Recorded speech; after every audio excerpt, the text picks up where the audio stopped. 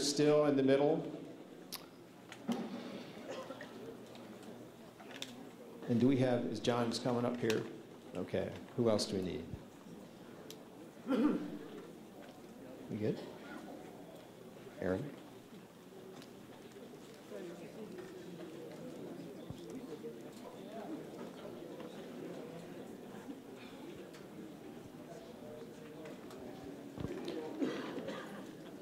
Okay, I think we ought to get started here. I appreciate that so many of you have turned out. I think you have set the attendance record. And I'm glad we are in this space, let me tell you. And you should be glad too.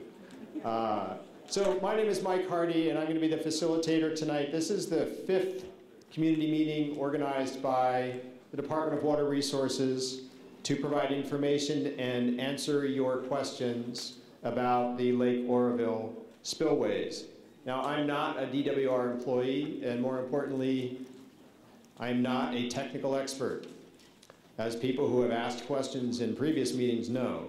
So I will, in my role, really be turning to the expert team that the department has assembled and brought to this evening's meeting and to others to do the best that they can to respond to your questions. I just have a couple of things that I wanted to go over tonight before we get started. Are we not showing? Oh, yes. You are very observant. Thank you. So this is the United States of America. And Yes. This is a public meeting. They all keep my back on. I see no flags. And you're not going to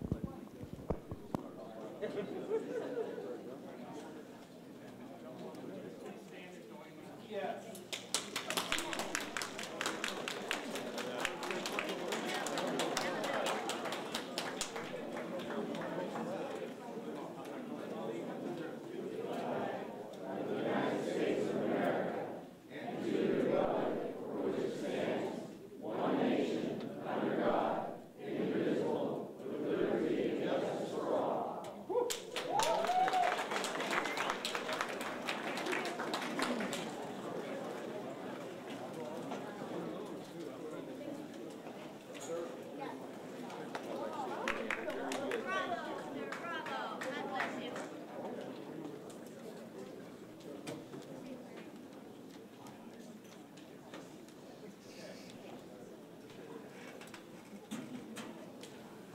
All right, so what's the purpose for tonight's meeting? There are 3 basic questions the meeting is organized to address.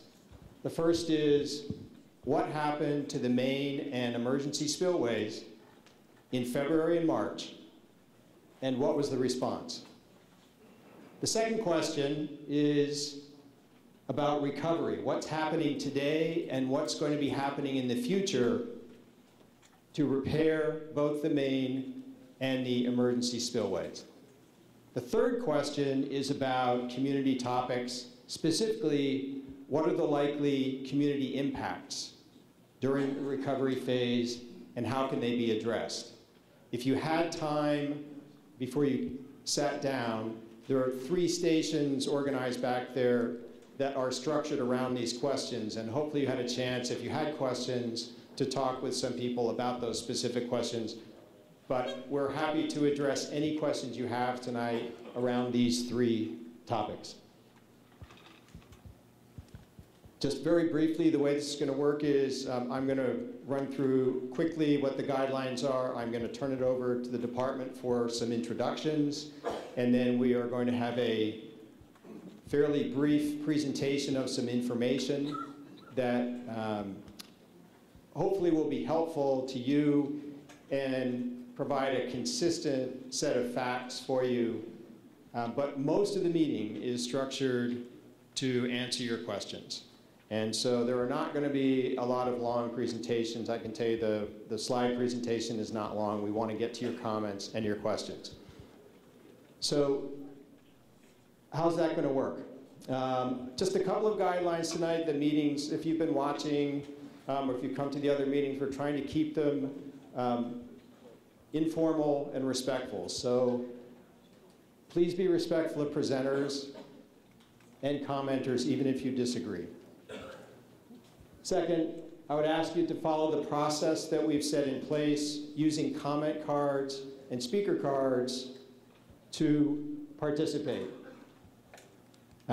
If you haven't filled one out and you would like to ask a question or make a comment here tonight up at the microphone, please fill one out. We have speaker cards at the side table there. I have some up here if you need them. We have pens, and you can find my colleague Melissa back there waving her hand, and Sam, my colleague, is also here over there if you want to give them speaker cards. Okay, if you would like to comment, but just do it in writing and not offer a comment up at the microphone, you're welcome to do that. Fill out the longer form, and if you put it over in the clear plastic box over there, all of those comment forms are being read by DWR.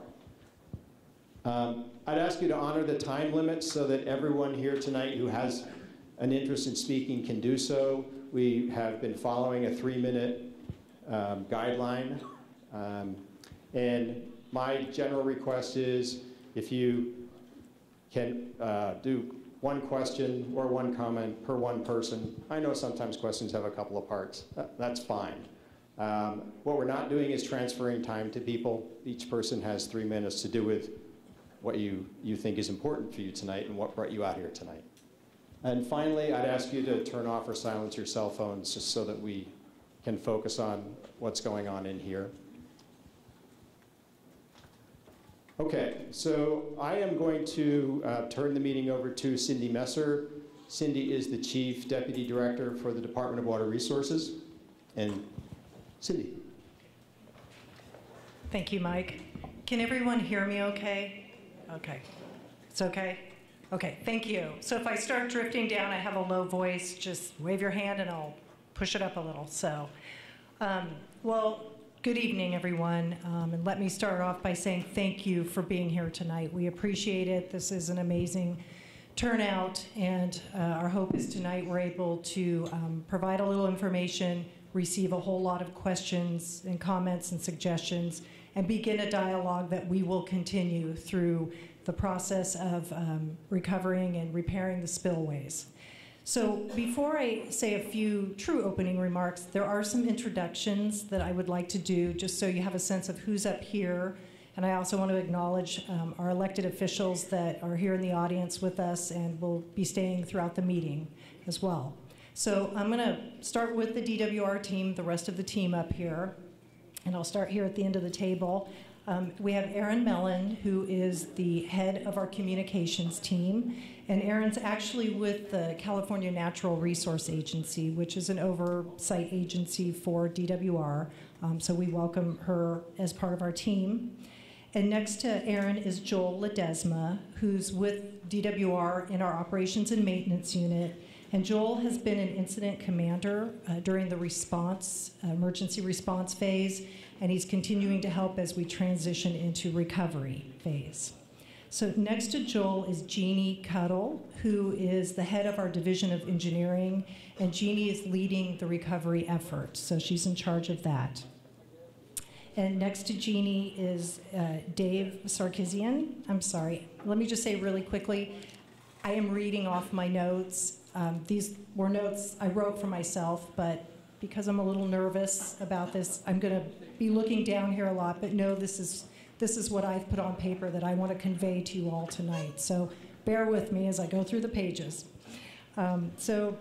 Sorry, Dave, I was starting to talk about you. Dave Sarkisian is also with our operations and maintenance unit at DWR, and Dave is working on the response effort, and Dave is one of our dam safety experts. So we've asked him to join us here tonight to talk about or address questions having to do with the dam and dam safety and criteria and things like that. Next to Dave is Jeff Shaw, and Jeff has been part of the response effort from the very beginning, and he was part of our planning intelligence group through that effort. Jeff is going to be the one that's going to run you through the quick presentation this evening, so I just want to tee that up. We're going to trade places in a couple minutes here. And he'll get through that to offer some information before we get to the Q&A portion of the meeting. And then next to Jeff is Kevin Dossey, who is with our Oroville Field Division.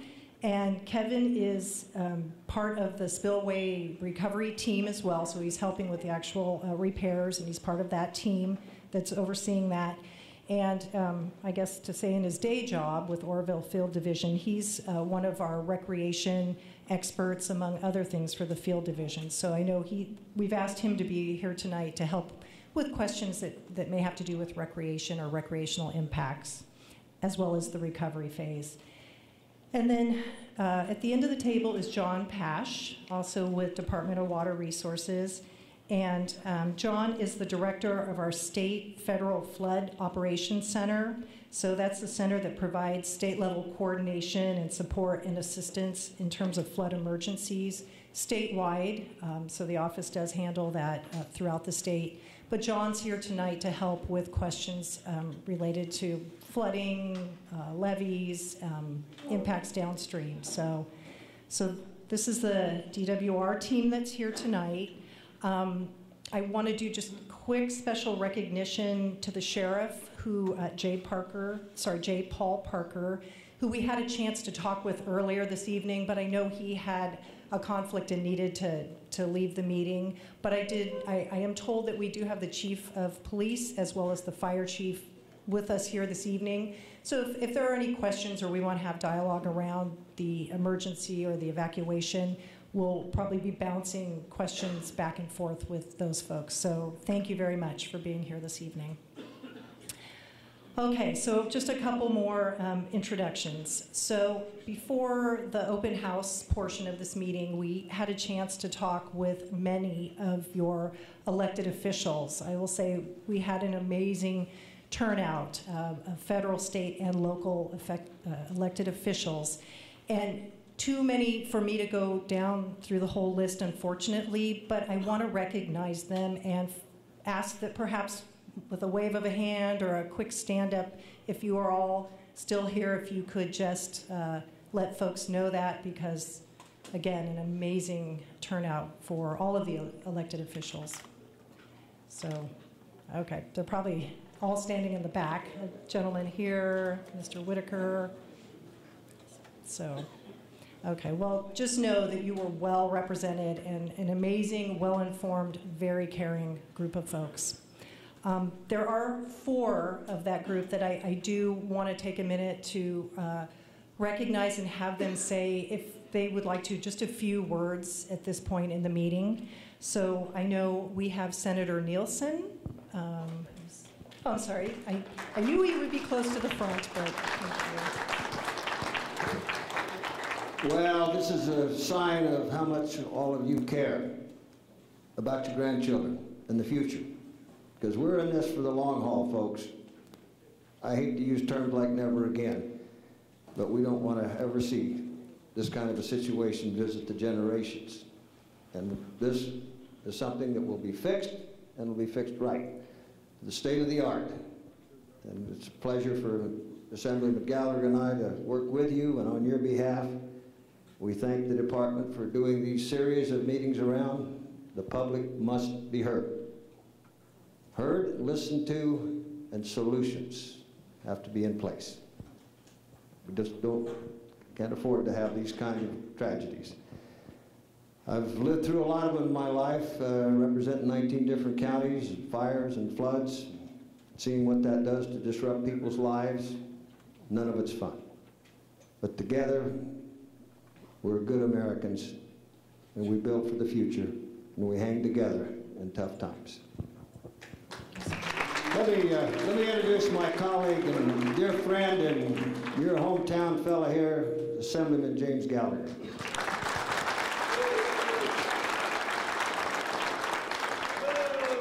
All right, well, thank you everybody for coming out tonight. It's great to see everybody here. I did want to start off with a little bit of good news, as my wife Janet and I welcomed our twins last weekend. and they're doing very well, and thank you for all your well wishes on that. You know, this means a lot to me. I've been through this with you. You know, we were evacuated from Yuba City, and you know, ever since then, you know, I've heard from you. I've heard your fears, your frustrations, your concerns, and as your representative, I've tried my best to channel all that and channel it to our state government, to Department of Water Resources, to the administration, and believe me, they've heard a lot from me. But I thought it was very important, and Senator Nielsen, thought it was very important that people will be able to hear directly from you. And so I appreciate that the Department of Water Resources took the step of doing these town halls, 6 town halls that they plan to do, so that they can hear directly from all of you, so that questions can be asked directly of them and answers given back, or commitments to get those answers in the future. So I've heard loud and clear from you that, number one, we want this dam put back in a safe condition. That public safety be the number one, that people, protection of people who live and work downstream of this dam is the number one priority. I've heard from you that we want absolute transparency about what's going on up at the dam, what we've seen are the problems, how did we get here, and how are we going to fix it. I've heard from you that things need to change. The status quo up there is not acceptable. We've been through this as a community, 86, 97, and here we are again. We want change. We want to ensure that those of us who live with the burden, the State Water Project is a great benefit to the state, provides water to 26 million Californians in this state. But we who live in the downstream communities, who live in Oroville and downstream, live with the burden of that. And we want to make sure that our safety and our concerns are addressed when it comes to this project, and that promises made are kept. And so I've heard that from you, and tonight is your opportunity to be heard directly from. So I appreciate you all being here tonight. Appreciate the department for doing that. I also want to say thank you to them for releasing the Board of Consultants reports, so that we can all see what the Board of Consultants is saying about what's going on up there. That the forensics team that is looking into the causes, their report will be released to the public. I appreciate those efforts, and we're going to continue to work together to make sure that we get real change here. Status quo is not acceptable anymore, and I appreciate you guys for being here tonight. And with that, we'll move on with the program. This is about your voice being heard tonight. So thank you.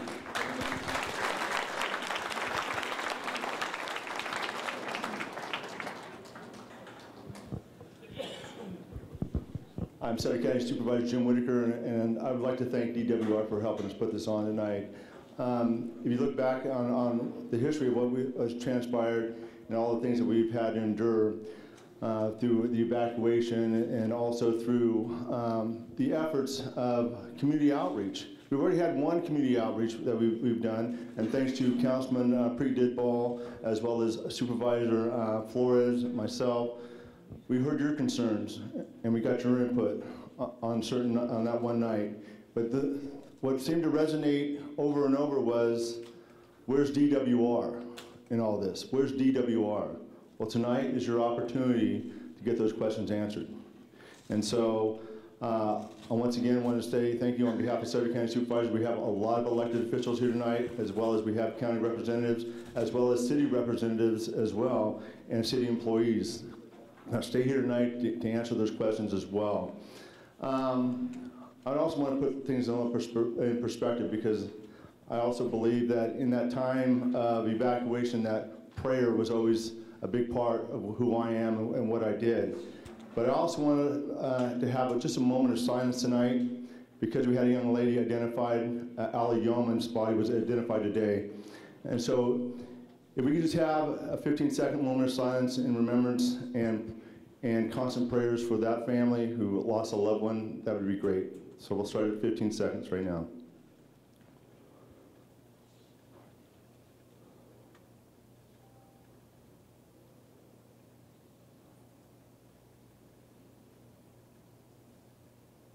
Thank you so much, and thank you for being here tonight.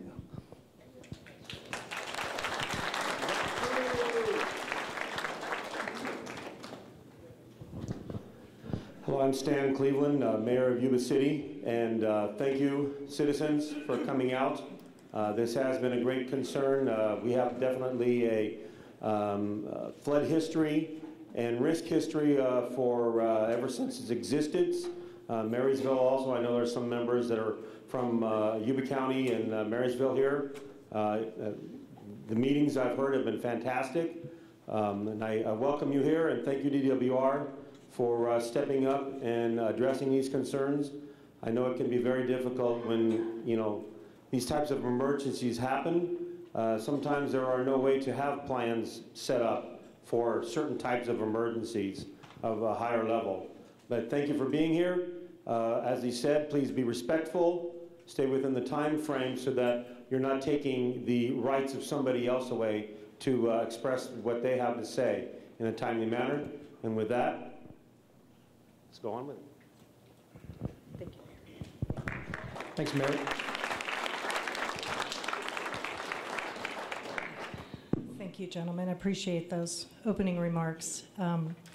Okay, so this part gets a little tough for me, obviously not as tough as things have been for you, but on behalf of the Department of Water Resources, I do want to say that we are very sorry. We are very sorry for the immense disruption in your lives since essentially February 12th, but even slightly before that. For, as the Assemblyman said, the fear and frustration and uncertainty that I can only imagine that you went through and have been dealing with over the last several months. We recognize that we can never completely put ourselves in your place, in your shoes. We do have coworkers and colleagues that live here and in surrounding communities and work up at the dam who also had to evacuate and also have been living, you know, through this disruption that's been happening. So through them, we've had stories, but I will say really what has struck me the most is through these community meetings, having a chance to talk to people about what these last few months have been like, and just the incredible stories of sacrifice and disruption and having to make decisions very quickly and going away for days to a week and so on. It's been very hard to listen to, and I, again, am happy that we have this opportunity tonight to talk directly with you. That is our goal tonight. Our goal is to first and foremost, and I know we're doing some talking right now on this end, but is to hear from all of you. This is what we've been doing with the community meetings, getting a lot of awfully good questions, a lot of comments, just folks kind of letting us know about things or where they're at with things, and some good suggestions that we are all furiously writing down and are committed to looking at and following through as we move through what I hope is the end of the emergency side of this process and into the recovery and repair phase. So I wanted to offer that first off before we get into more of the information part of the presentation. A couple other points that I would like to make, and again, I'm going to look up and down a lot, but I hate to miss any of these. So starting with the repairs. The department is absolutely committed to making necessary repairs to the spillways by November 1st of this year. Now it won't be the end of the construction, but it will get us to the point where we repair the spillways to a state where they can handle whatever weather comes our way next winter. So there will be multiple phases, but I wanted to put that out first, and we're going to talk more about what the recovery phase, repair phase looks like. So the other point that I would like to make is that the spillways were where the incident and the issues were at in all of this. The dam is safe. The dam was never at risk this winter. it was the spillways. And so again, we'll talk a little bit more about that, but I really wanted to reiterate that point that I know has been brought up in other meetings, and we've been hearing a lot of questions around. So we are committed to working with this community and with the other communities that we've been talking to as we move through this entire process. We are committed to open and direct communication and a whole lot of follow through and follow up. And I know that sounds hollow, but I want to say that on my behalf as the Chief Deputy and my boss, the Acting Director for DWR, we are committed to what we can't answer tonight or give you a full response to. We will get that information, and we will find a lot of different ways to get that information out. You know, we've got the website, we've got email, but there's a lot of other ways that we've been talking to folks about how to get the information out, how to communicate with you all. And I will say this will not be the last of these meetings. This is just the first go-round. We plan to come back, because what we really want to do is show you progress, show you how things are moving forward, answer more questions. My goal is to be able to do a quick PowerPoint where I can, one of us, myself or someone here on the team, can say, remember this picture we showed you in May? Well, now we're in June and July and forward, and here's how things are moving forward. And hey, this might look a little different than we said. Let us talk about why that is and how we're moving forward. So that's our goal, like to keep this dialogue going, keep this connection going as we move forward. With these meetings and other venues as opportunities present themselves. We also want to be aware and proactive, I would say, in terms of community impacts. I know we had one of our stations back here where we had it labeled community input and impacts. We want to be very aware of what that means for this community and the other communities, and we've, through our other meetings, have gotten a better sense of that. And we want to engage and be proactive in trying to address or minimize impacts, especially as we move forward. I know it'll be a little different here in Yuba City in terms of moving forward and construction, and perhaps not necessarily impacting you all the same way it may impact the folks in Oroville. But we know there's a whole suite of things we need to be talking about, and we're committed to doing that. And we want to understand what's on your mind in terms of the community impacts themselves. We are committed to providing information. The Assembly member mentioned transparency. That is one of our primary goals. I should probably say we really have three. Public safety, absolutely number one. And public security is up there as well, and transparency. So getting information out as fast as we get it developed and being able to really explain what's going on and keep answering the questions as we move along. So we are committed to moving that out in terms of information. And I think with that, that is my main points for this evening. I would ask, and I know you guys will do this because we have seen it in our other meetings, please fill out a speaker card. Please ask your questions, offer comments, give us suggestions. We are open to all of this, and we are here to listen. This is what we want to do this evening. And then just very quickly before I step down and Jeff steps up to do the presentation, I think we may have teed this up a little bit, but we're going to go through this PowerPoint, and what we hope to do with this is we've been getting a set of frequently asked questions, if you will. It's not quite that formal yet, but similar questions over and over. So what we want to do with the PowerPoint is try to go through, offer you information. It's kind of a foundation of the information that I think will address some of the questions you may have, and it may generate other questions, and we're happy to take those, and maybe we take a little deeper dive into those questions. But we're going to run through some specific points in the PowerPoint, and some of the things that we've been hearing and we'll talk about is the green spot on the dam, if you will. So this idea is the dam leaking, what's the vegetation, and I know we had a conversation ahead of this meeting, so we'll talk about that, and we can talk some more about that if we need to, for sure. We'll talk about this board of consultants and this forensic team. I don't know if I'm sure folks have been reading about these groups that are working with us as we get through, sort of the what happened, And then what are we going to do to repair the spillways? So we'll talk a little bit about who those folks are and what their role is and how they're kind of engaged with the department through this whole process. We will talk about inspections and maintenance and the schedule and where that information is. I know there's a lot of questions, and I've talked to some folks ahead of the meeting tonight, so I anticipate we'll touch on it in our presentation, but let's keep talking about that if we haven't answered your questions. We'll talk a little bit about cost, so who's paying and what the cost of the recovery or the repairs will be.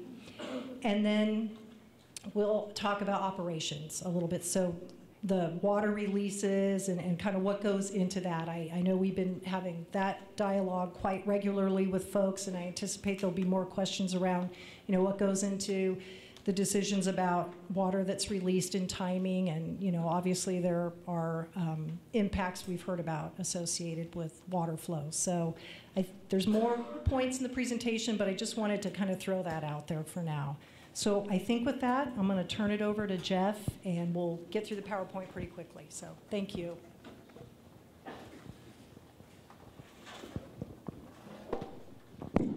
Good evening. My name is Jeff Shaw. I'm sorry, Whoop. Senator. No, sorry.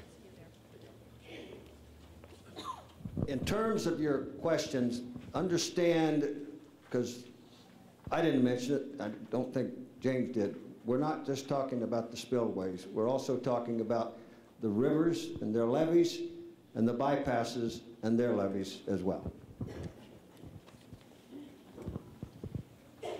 So, good evening again. My name is Jeff Shaw. I served as the planning chief during the emergency response. And I'm a longtime department engineer and employee. This was a really frightening event.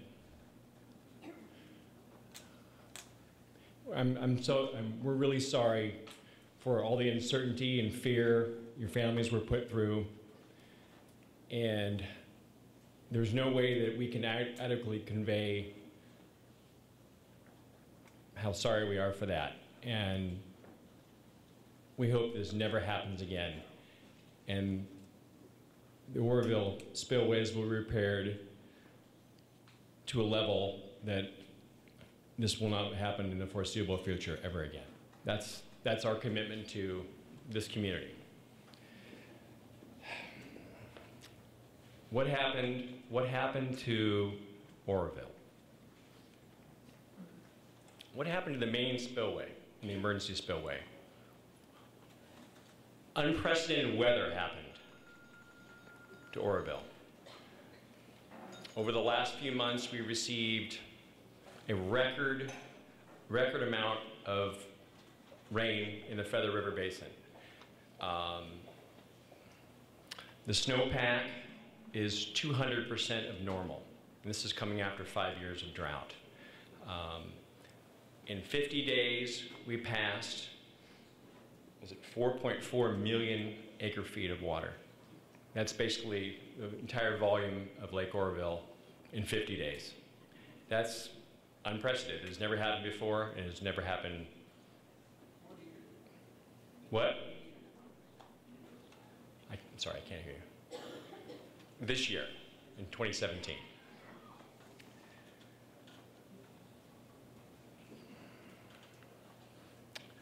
This is kind of a picture of the Oroville complex itself. This is the emergency spillway. This is the Oroville Dam crest. This is the Hyatt power plant. So this is the spillway itself, and this is a picture of the damage of the spillway. And this is Lake Oroville behind it.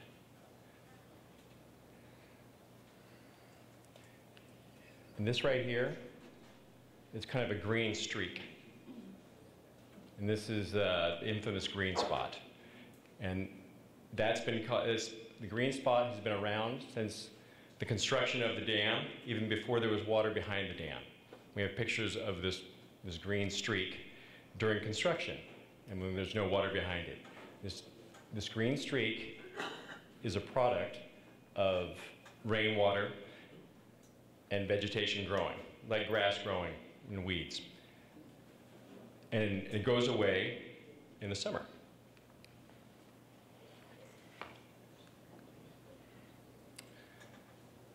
This is the damage that happened on that was noticed on February 7th.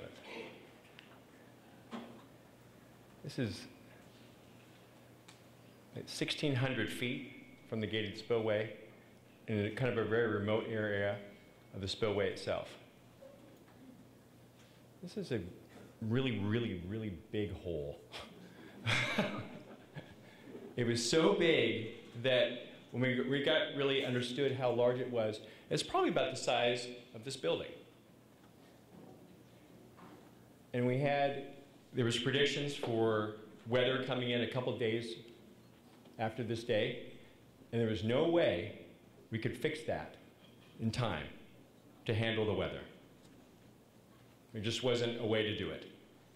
So we moved into an emergency response mode to try to deal with the weather that was coming.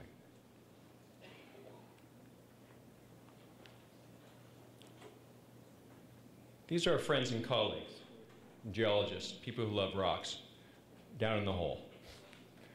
It was, this kind of provides a perspective of the size of it, of the damage. How big? It's probably about this, the volume of the hole was probably about the size of this room.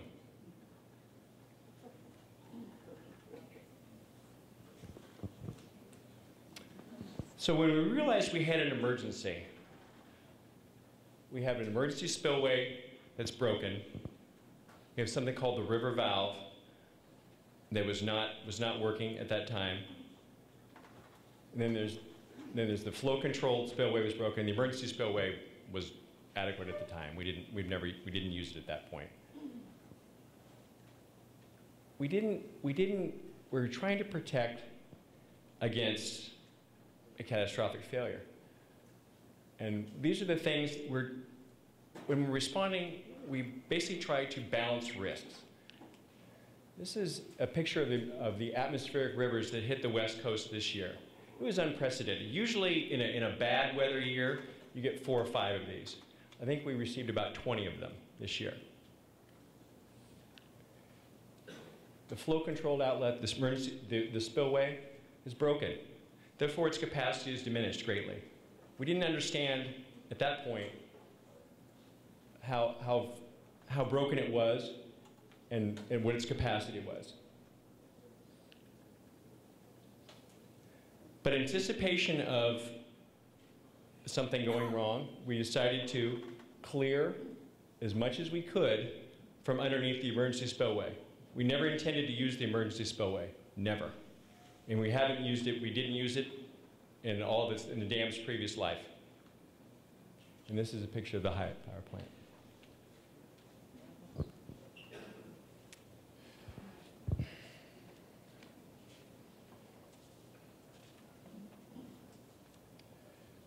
February 11th.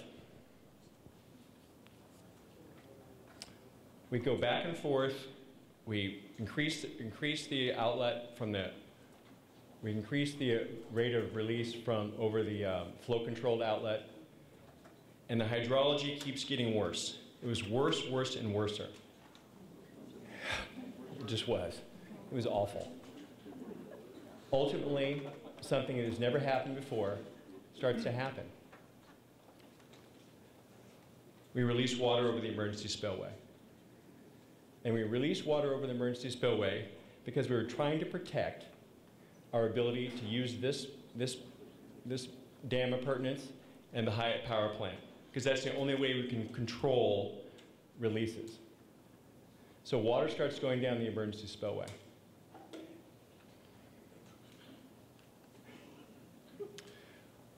Well, when we saw the water go over the emergency spillway, we were surprised at how quickly the hillside below it eroded. The emergency spillway was built to the standards of the time, in the 50s and 60s. And this was unanticipated. We never wanted to use the emergency spillway, and what happened, the erosion on that hillside was unanticipated. So with that happening, we increased the releases through the flow control outlet to try to minimize that. So the flows went from 40 to 50,000 CFS back up to 100,000 CFS on February 12th.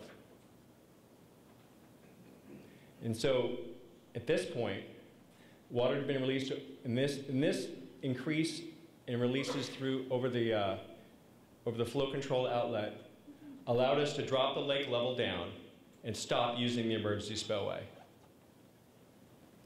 But the use of the emergency spillway is what caused you all to be evacuated and for that order to come. And for that, we are sorry. There's no, we can't apologize enough for the fear and the uncertainty and the disruption in your lives. We're truly sorry.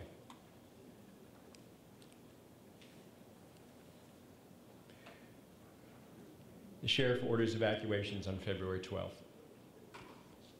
This is a picture of the potential inundation maps if the emergency spillway failed. This is around Oroville, the Sutter Buttes. Speaking, okay. Let's go back here. Because the evacuation was ordered, and because and this is why we're here. We're here because we disrupted your lives. We created fear, and for that we are sorry. And it is our intention never to use the emergency spillway again and to fix our problem.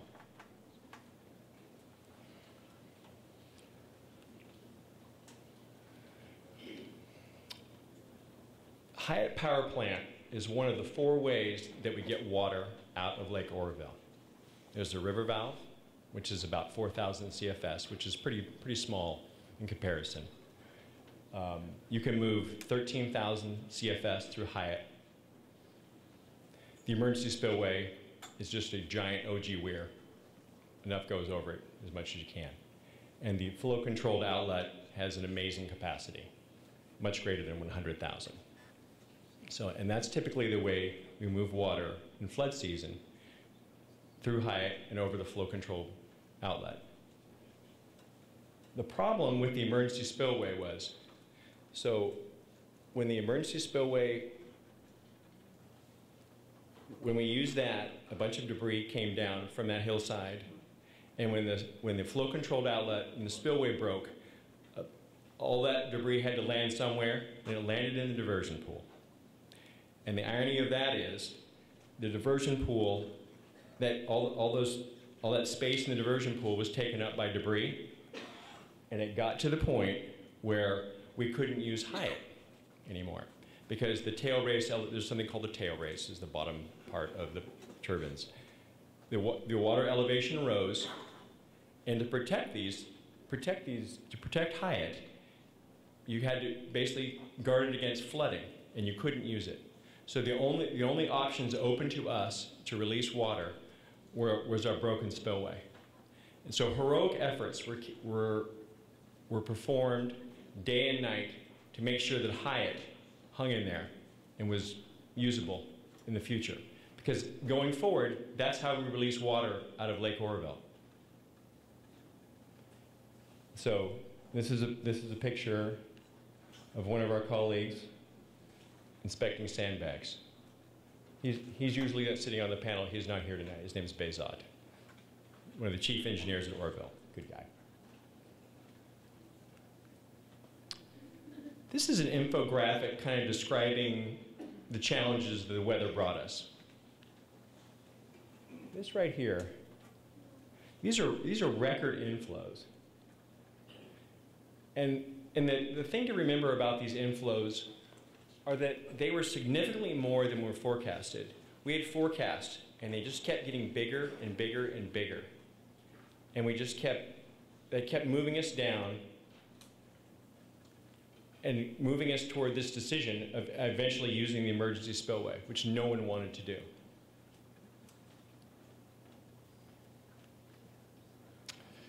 So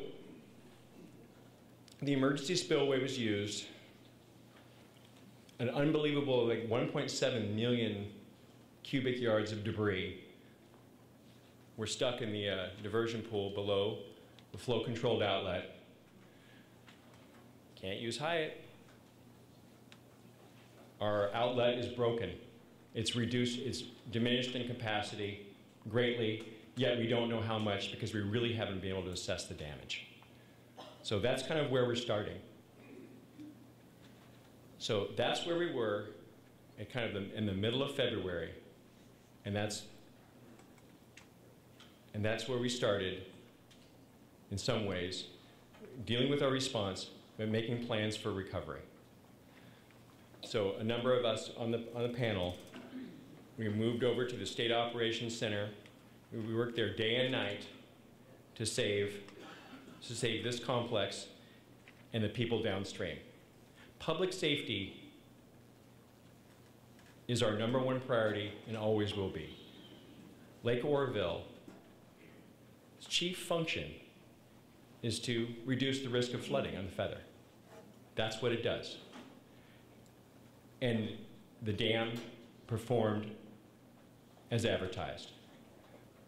Like Chief Deputy Director Messer said, the problems were with our spillways. Those are on the outside of the dam. The dam itself performed adequately, and it did what it needed to do. So now we are left with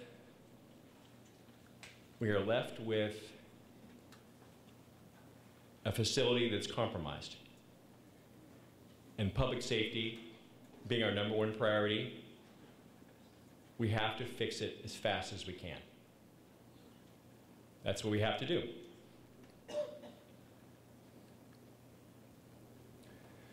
So recovery really has two main objectives, and the first one really is public safety.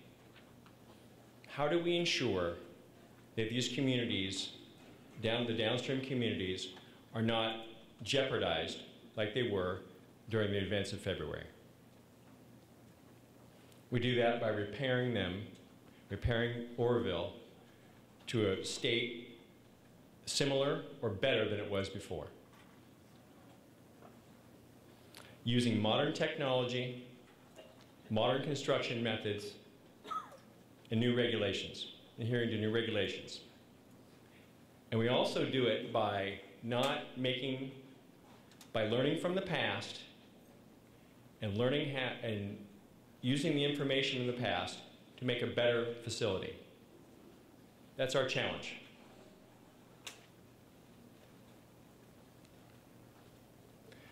So the Lake Oroville Spillways Restoration Project really has three kind of project areas.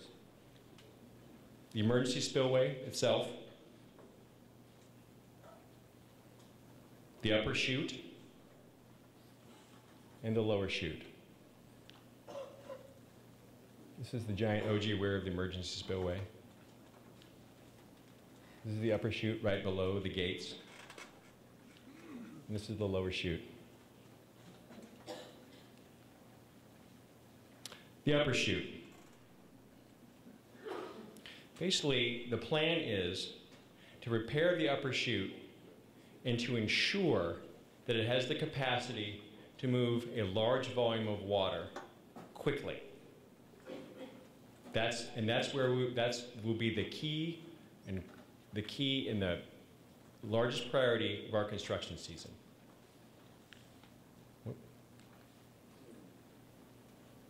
The lower chute is damaged.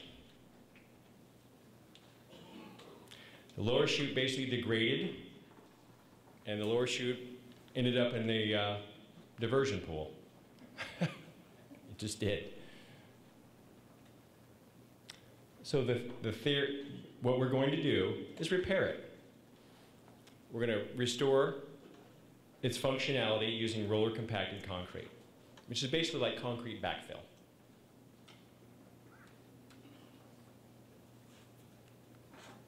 The emergency spillway.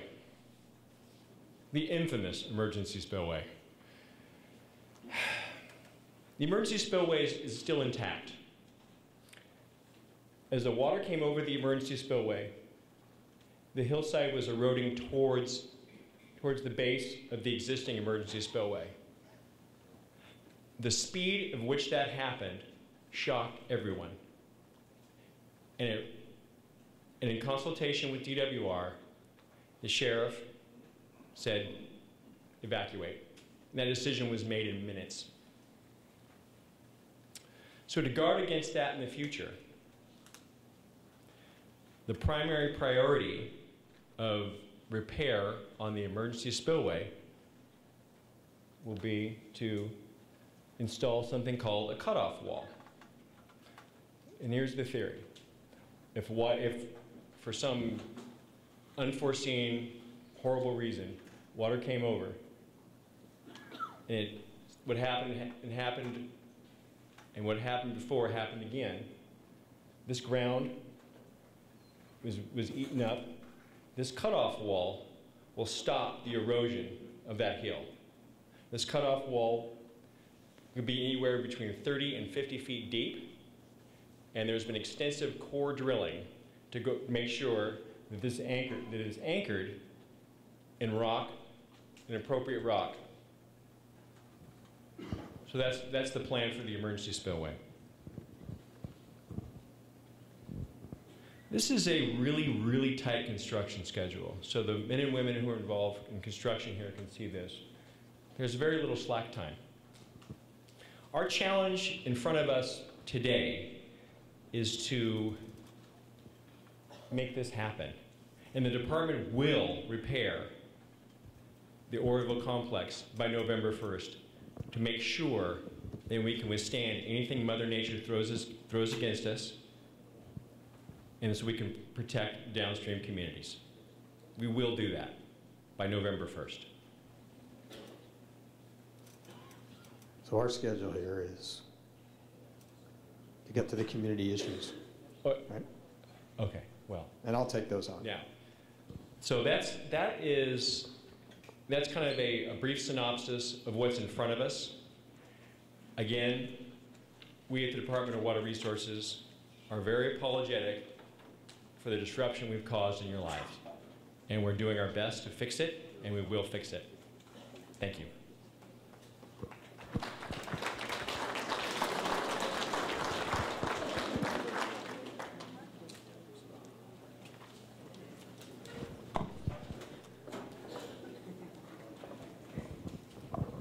Okay, so I'm not sure how many of you have friends, relatives who've been up in Oroville, but you can imagine that there's quite a bit of traffic affected by the construction that's been underway since the recovery began. And I've been advised, and everyone's been advised by the experts here, that the traffic is going to increase. You can get a lot more details about the construction project and all the details from the experts up here if you have questions about that. But there's no question that traffic is one of the considerations and the impacts in the community. The department has formed a roads task force. I think Leroy, actually the head of the roads task force, is here if you have questions after. There he is back there in the purple shirt. And they have been working with law enforcement and others in the Oroville area to develop a traffic plan that is designed to both make sure the construction can occur and also address and minimize the impacts to people who are going to be affected by the road. So roads are being repaired as they are damaged, and I'll let the folks in the department talk about what their plan is as part of the panel going forward for dealing with the inevitable deterioration of the roads as heavy equipment is running on those roads during the construction project. Recreation in the local economy, I think the most important message that we've heard is the lake is open for business this summer. Campgrounds are open. State parks, it's really important that everyone understand. There are some limitations. There's a boat ramp that is going to be closed during the course of construction, but otherwise the lake is open for business, and you can certainly ask all the questions you want about that. We have recreation experts here tonight to talk about that as well. So we're doing a lot. If we need to do more, if there are different ways that we can reach you, provide information to you, deal with your questions, please let us know. I've just got a list here of all the things we're trying to do. Advisories, we're going to be doing more public meetings. We're going to particularly be doing some focused meetings with people who are particularly concerned, for example, about impacts to fisheries and also to impacts to agriculture. I know that's been a concern downstream from the other meetings, and so those focused meetings are also going to be planned. As Cindy has said, we'll be back. I think you can count on that. And if you have other suggestions, please let us know. Okay, how to comment? It's really about what your concerns are. If it's public safety, if it's the economy, if it's river flows, if it's levees, if it's the spillways, if you have questions about the dam. That's what we're here to talk about this evening. Again, I have 33 comment cards at this point, but there's no limit. We will stay as late as you have questions. All right, so we had 8:30 on the agenda. That's just because we had to put a time on the agenda. We're going to start working through these very soon. And what I'm going to do is I'm going to call out two names. The first person is the first person up, and either you can ask me to read your question or you can read your question. I've got your card here. And then the next person is on deck, and we'll just keep rotating through so that the next person knows who they are and you don't have to stand in the aisle or line up here. May is up front here, and she's got some cards that can let you know when you've got about a minute left or 30 seconds left. They're intended to be gentle reminders, okay? She's a really nice person, and I understand it's important for you to make the points or get your questions answered tonight. And we're going to keep this up. There are many ways to contact DWR. I'm not going to go through all of them. You may have been looking at DWR's YouTube channel. There's a lot of video up there. There's a Twitter account if you happen to use Twitter. If not, that's just fine. There is a dedicated email address up here, oroville@water.ca.gov. There's a general information line up here. And again, if you have other suggestions for how to connect with the department, please grab one of us and let us know about it, okay? All right, so I think we ought to start getting to some of these comment cards. The only limitation is my ability to read handwriting. So the first card is from Dale McDowell. I think I got that right, Dale, you're here. And then on deck is Chrissy Jolly. Do you want your card, or you know what you want to do? Okay, come on up to the microphone here. And I think that microphone's on. We can adjust it. Okay. Is that on? Yeah. Is it on? Yeah. Okay. Department of Water Resources, I can't imagine the number of complaints you've had, but and you mentioned a lot of things here tonight. There's one thing that I haven't heard anything say, and that's the safety of all the people, all the residents of Sutter County and Yuba City. And to give you a quick rundown, I've been here since 1961, and I've gone through the high waters on the levees, all the way through the dam, went through the 86 to 97, and we'll get to the 97. And mass confusion. Every time high water, mass confusion, because nobody gives proper notification. So 97, confusion as far as leaving or stay or leave or what. There was a rumor came out, said Oroville Dam might break. Oh, so that stirred everybody up. But somewhere along the way, they came along, they said, no, don't worry, no problem with the dam.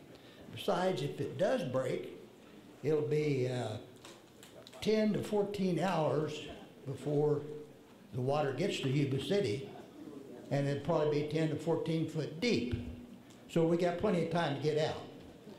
About 4 months after the 97 deal, the Department of Water Resources put an article in the Sacramento Bee that said if the dam broke, there could be 10 to 14 foot of water in Yuba City in 3 to 4 hours.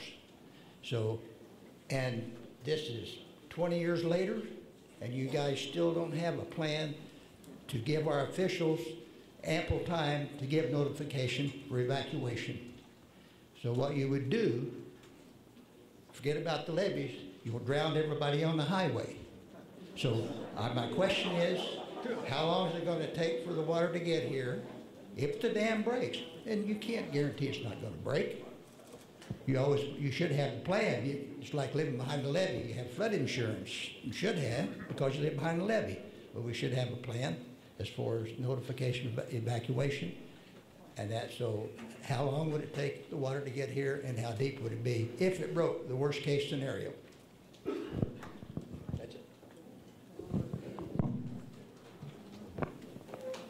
Thank you for the question. We do what we call the fair weather. Do you want to introduce yourself? Sure. Dave Sarkissian, DWR, Division of Operations and Maintenance, and I've worked with our emergency action plan, where some of the information you raised can be found. We distribute that EAP to the downstream agencies, and I'm 99% sure that Yuba County officials have a copy, probably with their emergency services staff. Or for Sutter County, and well, Sutter County as well. Be careful there. Yeah. We're in Sutter County here. My apologies. All right. But in that EAP, we have a fair weather failure map.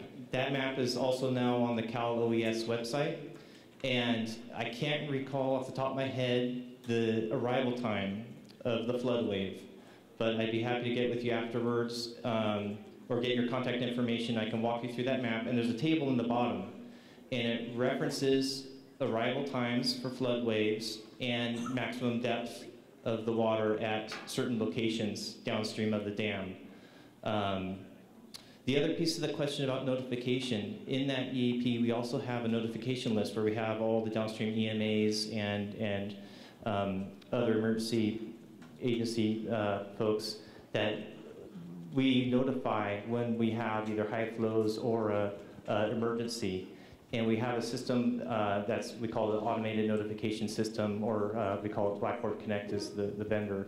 And we pre-program that with all those phone numbers, emails, and that allows our operators to actually type one single message and press send. And then it just hits all those people downstream. That list, gosh, Kevin, has maybe 100 names on there and emails. We do rely on the local EMAs to then make their decisions and make contacts with either the public or their internal staff to make their decision on evacuations, because that's not our decision. That's typically a sheriff in a county to make that decision and to coordinate that effort. So we do our best to provide notification of conditions at the dam so that they can make their decisions, and they know their communities the best and what routes to direct people to. And so in this situation, the notification obviously was very short, and it was really just how fast conditions changed up there. And so I understand the frustration that the notification in this instance was not as early as we would have hoped or you would have hoped, and that's something we have to improve on, of course. So we'll be looking into that. We have after-action reviews of how we performed, how our EAP performed in this emergency, and we'll be looking for feedback from our partners, the EMAs, the sheriffs, the fire, and everyone that worked with us. So hopefully, if we can get your information, I can walk you through the maps maybe either later or another day. Mr. McDowell, did I give you back your card? Was that my mistake? No, I didn't. Okay. All right. And Mike, let me add to that. Sure. The travel time based on a probable fair weather failure, worst case scenario of the dam when it's chock full at elevation 901 is about 8 hours to Yuba City to the peak wave hits. And so that's in our emergency action plan. It could be less than that. I mean, it could be more time than that. If the failure wasn't that worst case scenario where the dam collapses in a matter of hours. And the travel time on that spillway failure, sorry, the spillway failure inundation map, which was created in a couple of days, while we were right after the incident. It showed about 8 or 9 hours to Yuba City, and varying depths depending on what your elevation is. So we have that information, and yeah, I'd plan on 8 hours. My dad still lives in Yuba City. I grew up in Yuba City. Moved here when I was 2 in 1962.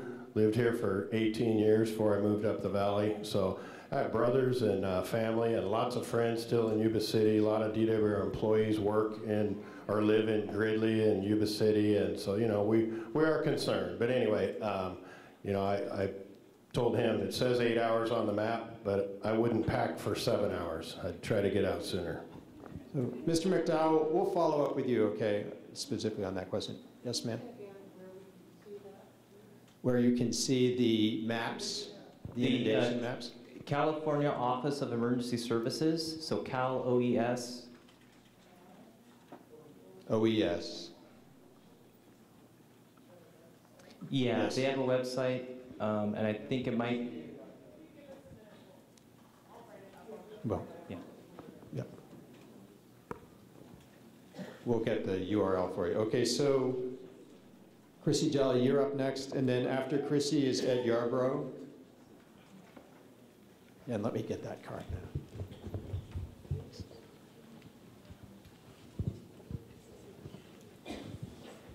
3 minutes, we're good? Okay. First, I'd like to thank you for your apology and all the agencies and workers who worked around the clock for our safety. My name is Chrissy Jolly. I'm a vice principal here in Sutter County at a school. The reality is this happens every 10 to 20 years. So the reality of this never happening again in my career is probably less than likely. So my job here is to communicate nothing really new. It's about communications transparency, but through maybe a different lens. So that you can kind of understand what it is that we went through as administrators during this situation to kind of fix this or look at light into the future. So I will tell you about kind of my story and what I went through, and then maybe that'll bring light onto the situation. So I felt very alone leading up to February 12th. Fortunately, I was educated enough to self-teach myself the vocabulary and extensive math formulas needed to understand the inflow, outflow, and perceived threat that the Oroville Dam was about to cause. At that point, DWR wasn't really communicating what was going on directly out to the public, and it made it really difficult for parents to feel safe to bring their kids to school. And that was the couple days leading up to that evacuation day. The evacuation happened on a Sunday afternoon or evening. Ironically, that was pretty lucky because if it had happened on a school day, 20% of Sutter County's population would have been in schools.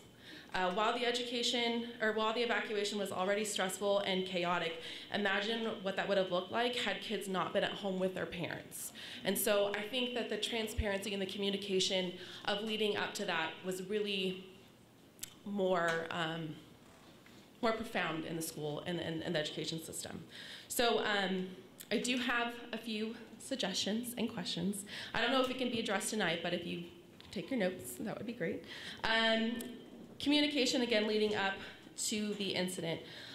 Again, I'm an informed citizen, so I was able to get my family out quickly. I knew that something might be coming, so we were ready to go, but I can't say that's the same for all of the families at my school or in the district. So again, if this were in a school setting, I don't know what that would have looked like. I know that you are speaking to multiple audiences. I think that's really important because when you are disseminating the information to the county administrators, that and then turn gets trickled down to another listserv, which then gets trickled down again to administrators, and then we have to translate that to parents. So you can see that the time constraint of when you think information is getting to the public actually takes probably 2 to 3 days to get that going. And 2 to 3 days in education, it's not fast enough. And I've said this to local agencies, and I'm going to say it again. In 2017, with the technology we have, a phone tree or an email tree just is not an acceptable form of communication. There definitely needs to be multi-tiered of listservs to get that communication out. The last thing I think I'm going to say was just going into the future, in case that November 1st deadline does not get met, it would definitely be nice to know for our families and for our students what that might look like for us and how we can provide safety for those students. And going into that evacuation mode and plan and look at transportation and so forth. So who wants to respond? Yeah, thanks very much for your question and comments. And my name is Erin Mellon. I'm with the Natural Resources Agency, and I've been brought on because we have a communication issue.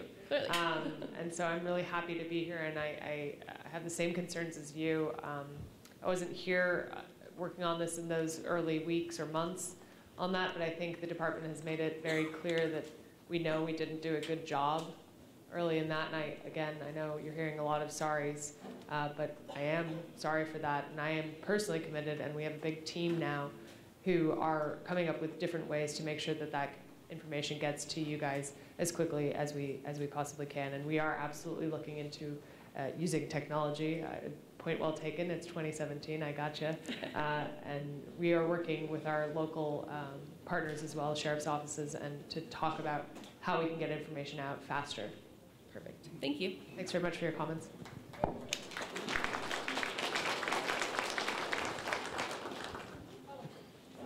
Yes. I've got the one bit about the November 1st deadline and construction.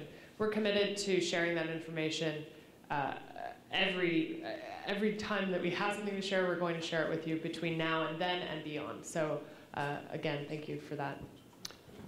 Okay, so this is Ed Yarbrough, and after Ed is Robert Buki. And I just wanted to forward a request.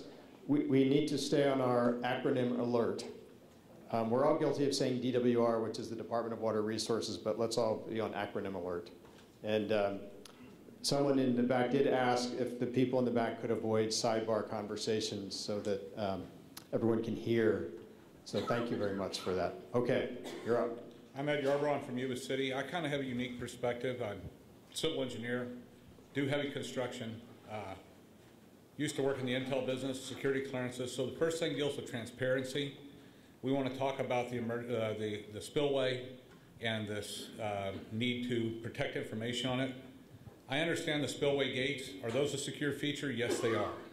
The rest of the spillway is nothing but a big concrete overside drain. It really isn't. It's a concrete lined overside drain that flows down to the water. And the information on that and the issues with that should be freely releasable to the public. It's on original ground. It's not part of the dam. It's something that we should be able to learn about and learn what caused, what contributed to the failures and everything else. And I'm hoping that'll happen. Two questions that go with this. One dealing with the hydrologic data. You talk about the rivers, the storm rivers coming in and things like that. Do you all have the latest GIS data providing you information on potential flows and inputs with the mapping and all that out of the Sierra and out of your area that contributes to the lake? That GIS mapping should be able to provide you some really outstanding models. I mean, it's available. It's stuff that a lot of other departments are using already. To go along with that, how about the fact that as far as your dam storage, I know that when I look online, you've got a conservation pool you have to maintain. Are we still using an outmoded conservation pool that doesn't allow you any leeway to lower the lake below that conservation pool in advance of things? In other words, it says you've got to be at this level on this date. I noticed that data kind of stays static. It doesn't allow you a free flow for conditions like during the drought. You had to be at this level on this date, yet we knew we had a drought, and we don't have rainfall predicted, so how do you take care of that? The last one is kind of simple. It's the downstream impacts. And we've had a lot of downstream impacts, all right? Right now, the east side of the Oroville Wildlife Recreation Area off Highway 70 is closed. I understand that the road's washed out. You all know how many dove hunters and deer hunters and fishermen access that, the salmon fish and everything else. Where's the priority on repairing that before this fall comes up when that system has hundreds of thousands of people that want to use that recreation? By the same token, downstream, we have silted up everything to the high heaven. Look at just south of the 5th Street Bridge here in town. There's a sandbar down there that has grown massively during this event. And it is going to impact not just our recreation, it has impact on the levees and the capacities of our system. So how's DWR starting to look at those things? I appreciate you all being here today. I appreciate the comments that are being made, but I think there's a lot coming forward that you all still have to look at, and I'm hoping you can answer some of that. Thank you. Okay, so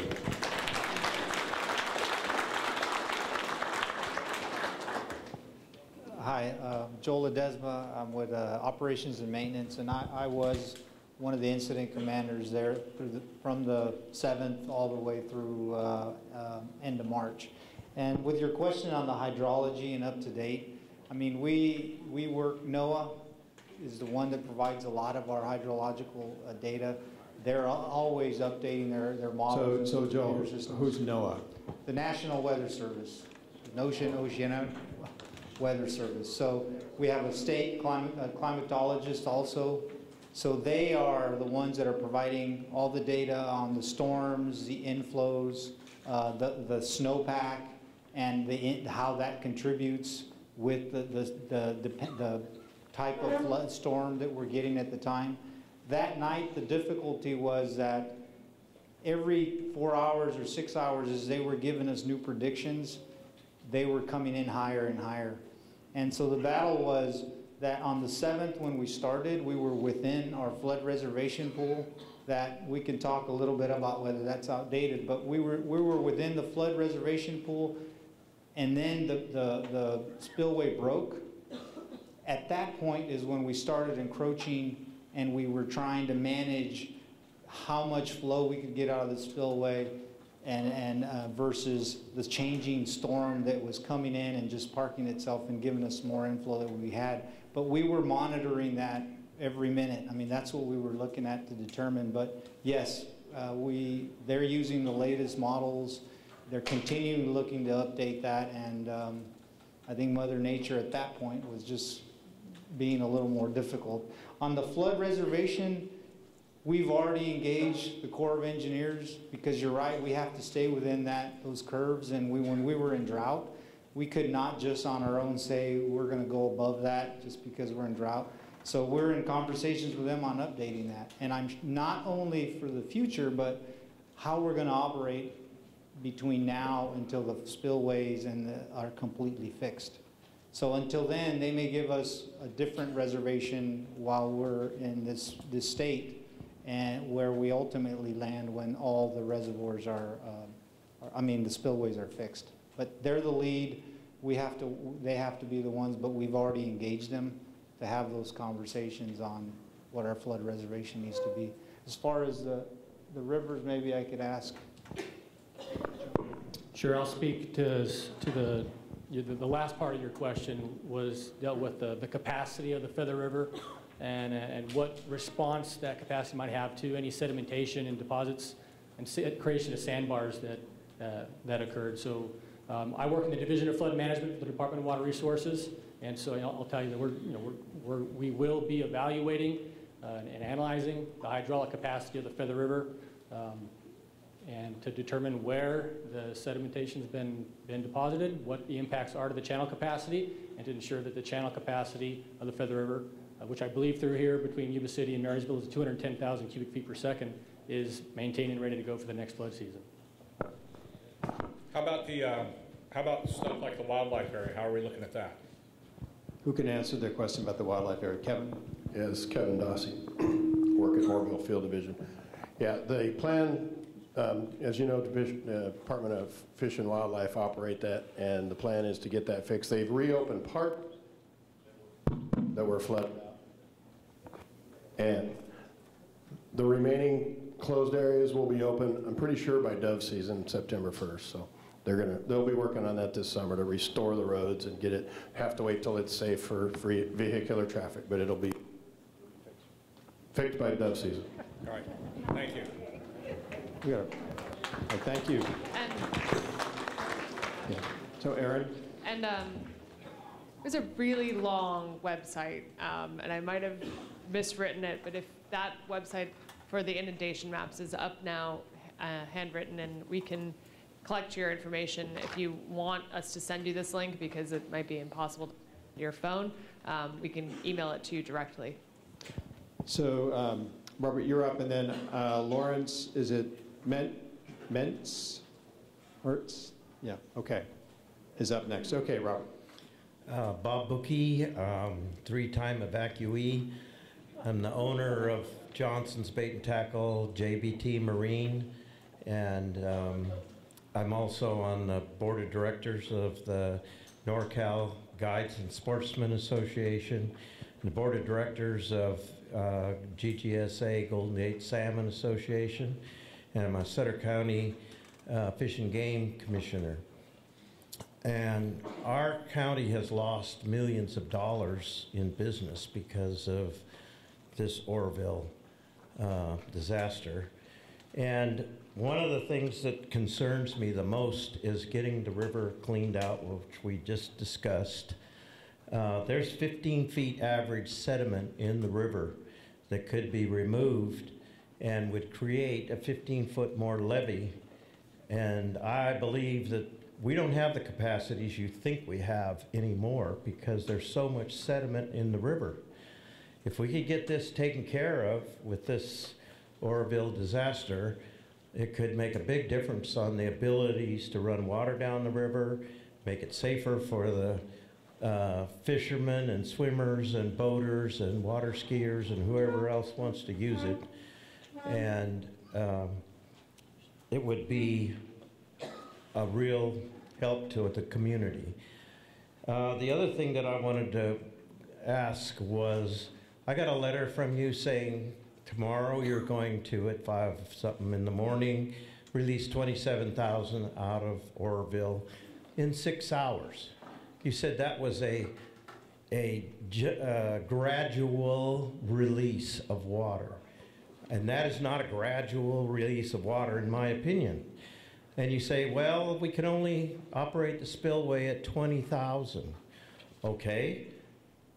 Operate the spillway at 20,000, shut off the power plants, and then gradually bring them online again so that we get a slower release of water. And then the other problem is why did you shut the power plants down for maintenance when the spillway is not running? That doesn't make sense to me. You're letting the dam fill up again so that you have to let the spillway go out again, instead of if you'd have scheduled your power plant maintenance during the time you're running the spillway, then you wouldn't have so much that you have to run down the spillway. Okay, so there are at least 2 questions in there.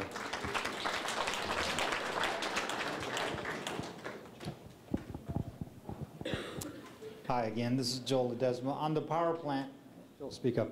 On the power plant, so the timing of the outage for the power plant, so we're doing a lot of maintenance work right now because we know that that power plant has to be rock solid for the summer. So that outage was scheduled earlier on when this event happened, the same outage, because we have to do these penstock outages and we really got to go through the turbines and make sure that they're adequate for the rest of the year. We had to delay that. And the timing this year was we had to find a place between just a month ago when we started, or a few weeks ago when we started really getting the emergency down, you know, where we're managing it pretty well, to the start, when they closed the gate so that we can do construction. It's about a 5-week outage that we needed. We needed to do it now when the gates were shut down, so we had enough time so that the minute we closed the gates to start construction, the plant has to be ready. It has to be ready because all the snow that continues to come down, we have to be able to start moving it out so that the reservoir can peak out for the snow melt, and now we get to the point where the plant has more capacity than the snow melt that's coming in. And so we had to do it during this time frame, and that's why, you know, while it looks like, why did you shut it down with the spill gate? Well, it's because we needed enough time to do all the maintenance so it would be available by the end of May.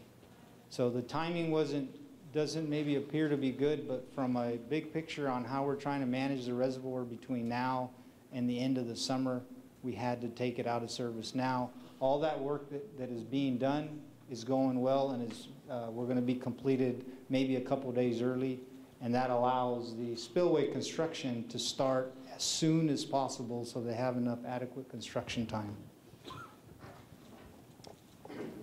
Thanks, Joel, for that. And in regards to the spill tomorrow, there's a couple things there that I want to touch on. One is we've heard this in a lot of community meetings, and we are adjusting our plans based on this feedback. So again, thank you for that, and we hear you. The plan for tomorrow is to start spilling and increasing releases around 5 in the morning up until 11:30 in the morning. It's going to raise river levels from 7,750 to 27,750. So it's about a 20,000 increase. We're doing that over 6 hours. Normally, we actually would be increasing releases by about 10,000 CFS every 2 hours, and we've cut that down by about half because we are trying to ramp this up slowly, and we will have a similar slow ramp down plan. Once we start spilling tomorrow, we actually will be not using Hyatt releases, as far as I remember. We won't be. Why? It says 27,000. No, that's straight from this spill. That's straight from the main spillway. It said in the letter I got that you're going to release 20,000 out of the spillway plus the Hyatt releases, which is 27,000. So depending on the hour of the moment, so we'll start increasing releases at like 5, 6, 7, 8, 9, and then once we start using the main spillway, then the Hyatt will not be. So it's a combination over this time period that gets to that point. But what you guys don't understand is that 6 hours of jacking the river up 5 feet or something destroys the farmlands and the levees. They all get swamped, and then you drop it the same way, and everything collapses. That's what's been our problem all along. It needs to be done over a couple of days. There's no reason you can't work that out somehow or other. I mean, you've got engineers that can do that. I think you need to do it. Yeah, and I understand, and it is something that's on top of our minds, and it is something that we're working on. We're going to keep refining those plans and keep refining our ramp ups and ramp downs. As I said, this is about a half as fast as it normally would be, or half the speed. So we are adjusting. So I appreciate your comments. Okay, Lawrence.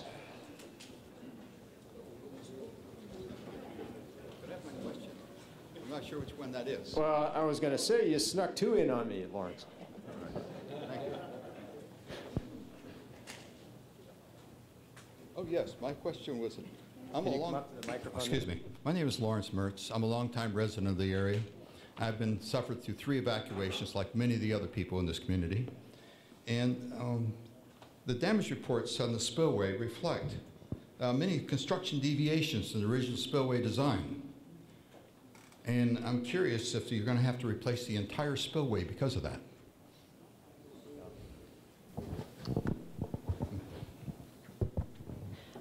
Hi, I'm Jeannie Cuddle. I'm working on the recovery. So yeah, we're noticing actually in the original design, there's some deviations. There's actually, in some cases, more robust concrete that was there. So we're taking that into consideration. Ultimately, the plan is going to be to replace the entire spillway, both the upper and lower chutes. And then as we better understand the spillway operations of this kind of interim fix, there's discussions with our regulators and looking at a whole new spillway complex. So by no means are we going to be done even after this interim fix is complete over the course of the next couple of years. Lower section. So you did give me 2 questions, and I'm going to give you your second question here, because since you're up here, it'll be efficient. Yes, there's only 4 methods to drain water. Oh, excuse me again. Yes, there's only 4 methods to drain water out of the dam. And one of them is the river valves. Why aren't we using the river valves? Joel. Hi, Tell me they're broken. Joel Ledesma. So, no, the river valves were not broken before the event. They'd been in operation for a few years, but there was an outage prior to that where they were out several years because of an accident we had in there, and we had to reconstruct the whole facility. But the river valves are not a lot of flow, right? They're 4,000. They were not put in there with the capacity to be able to drain the reservoir. And because the water where those river valves are at is way at the bottom of the reservoir, it's very cold water. So that those river valves get used primarily to help manage the environment when we need cold water, or for contingencies if we really needed it, but it's not a lot of output to really make a difference. If we used up all the cold water right from the beginning, if we decided to run them even though they don't have a huge impact, that would deplete the cold water in the reservoir for managing temperatures in the river for the rest of the summer. So basically, they're not useful at all. No, they are usable, but they're used for those functions that I just described. Okay. Thank you. Okay, so next is Patrick Burgos, and then after you, Patrick, Mike Morris. Do you need your card, Patrick, or? I'll keep it. All right. There's a second here. My name is Patrick Porgans. I'm with Porgans and Associates, and I want to straighten out a couple of issues here today. First of all, I've been monitoring the activities on the Feather River since 1985. I have a reservoir watch program, and I watch the watches, okay? I'll have a question when I'm done. But right now, this is the reservoir flood control manual for Oroville. It tells you what we're supposed to do and what we haven't done. So on page 13, it states that standard project flood, by comparison, the standard project flood at Oroville has a peak flow of 440,000 cubic feet a second coming in, a 72-hour volume of 1.52 million acre feet. My question would be, and I don't want it on my 3 minutes, have we ever had the standard project flood at Oroville? Okay, that's a question. Okay. Yes. Have we ever had the standard project flood that's outlined in the U.S. Corps of Engineers flood control manual at Oroville? Okay, is there anyone who can answer that question? Yeah, this is Kevin Dawson. We have not had a standard project flood. The highest inflow was about 300,000 in 1997. That standard project flood of 440,000, that's another 50% higher. And that, by the way, the return period on that's about 450-year flood. So. Yeah, I understand the 1 in 100-year stuff also. The fact is you were pushing out 167,000 cubic feet a second at Oroville, and you didn't have the standard project flood at that time. You exceeded the downstream channel capacities by as much as 20 to 30,000 cubic feet a second. We have all that documented. That was in part of the case law that back in the 97 flood. What we're saying here, and I agree with your legislators that something has to be done here.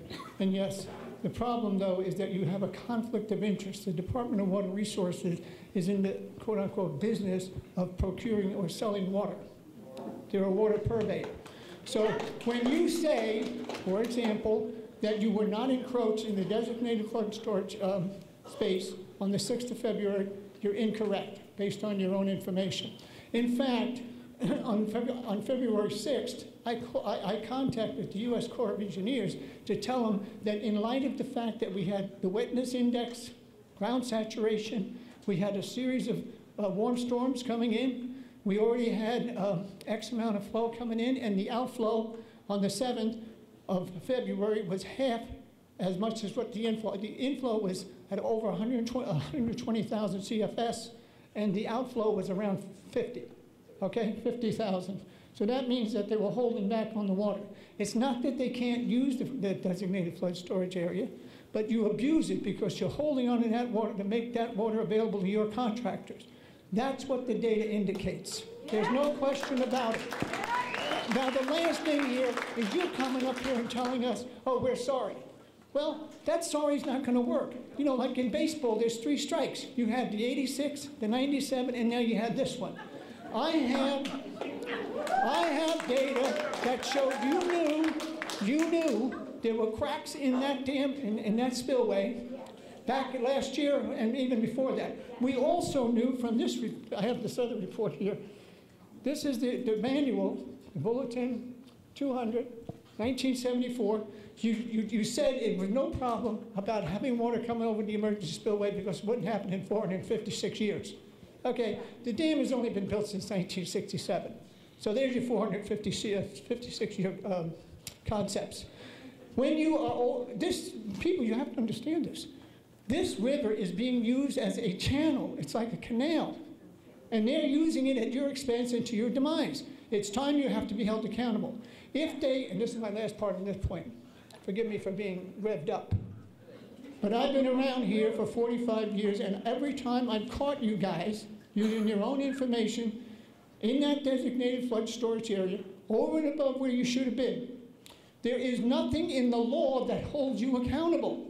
So if your legislators want to see something change, you people as individuals have to be held accountable, just like these people have to suffer.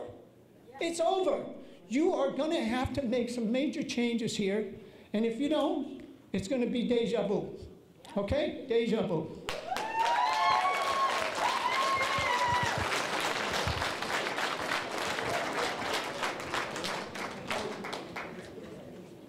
Okay, so Mike Morris, and then I have Raymond Hassey, is it? Hazy? Okay, Mike Morris, Sutter County resident. All the dirt and everything that you guys dug up, are you guys mining it so we don't, as taxpayers, don't have to pay for all this? Are you guys getting all the gold, the silver, everything out of there? So then we don't have to pay for it? And I realize that there's an environmental problem with dredging the river, but if the river keeps on coming up, what's going to hold the water back? Brand new levees?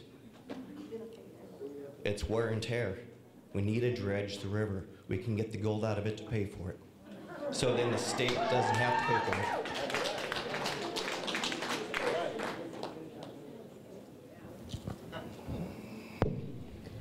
I'm Jeannie again.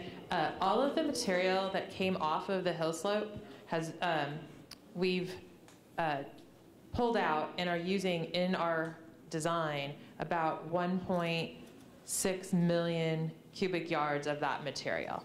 And so I can't speak that we're going to pan gold out of it, but it'll be put back in. So we're trying to make that as economical and quick as possible. So that will be the material that goes back into our roller compacted concrete and our structural concrete that goes back in to fix the spillway.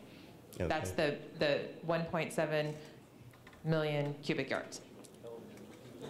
People local around here, Taggart, Knife River, and we also have a dredging company out there, can mine this stuff. It's close. We need to cut the bill down somehow. Well, the most economic way that we have seen to be able to use that is to put it back in as quickly as possible.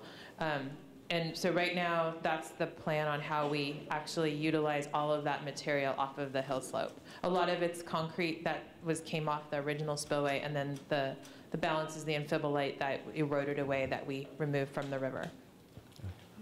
So would it help to actually explain who's paying for this event? May I just wanted to say, just to clarify, we're not talking about what came off the dam. We're talking about 15, 20 miles worth of soil, 15 feet deep, that didn't used to be there, that will cause mass casualties in this community if it's not out by next year.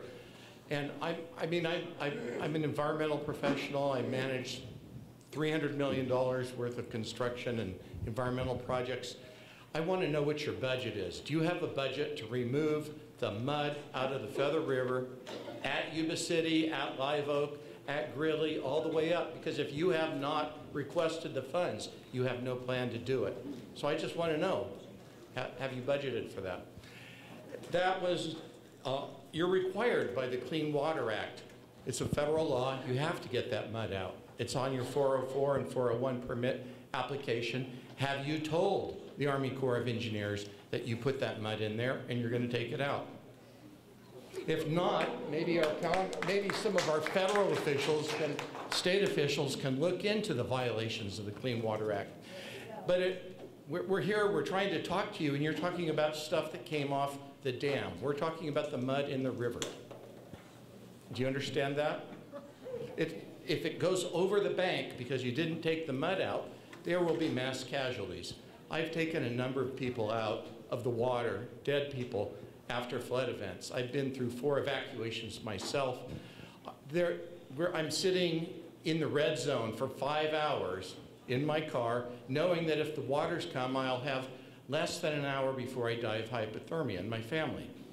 and you're coming here and you apparently have no plan to deal with some important issues. So please start thinking about that. My last question is, how many of these meetings has the acting DWR director attended? He attended the first one in Gridley. He has something more important tonight, huh? He was actually in DC last week meeting with federal officials about some of... Well, maybe that's a more important place to be. I really don't know.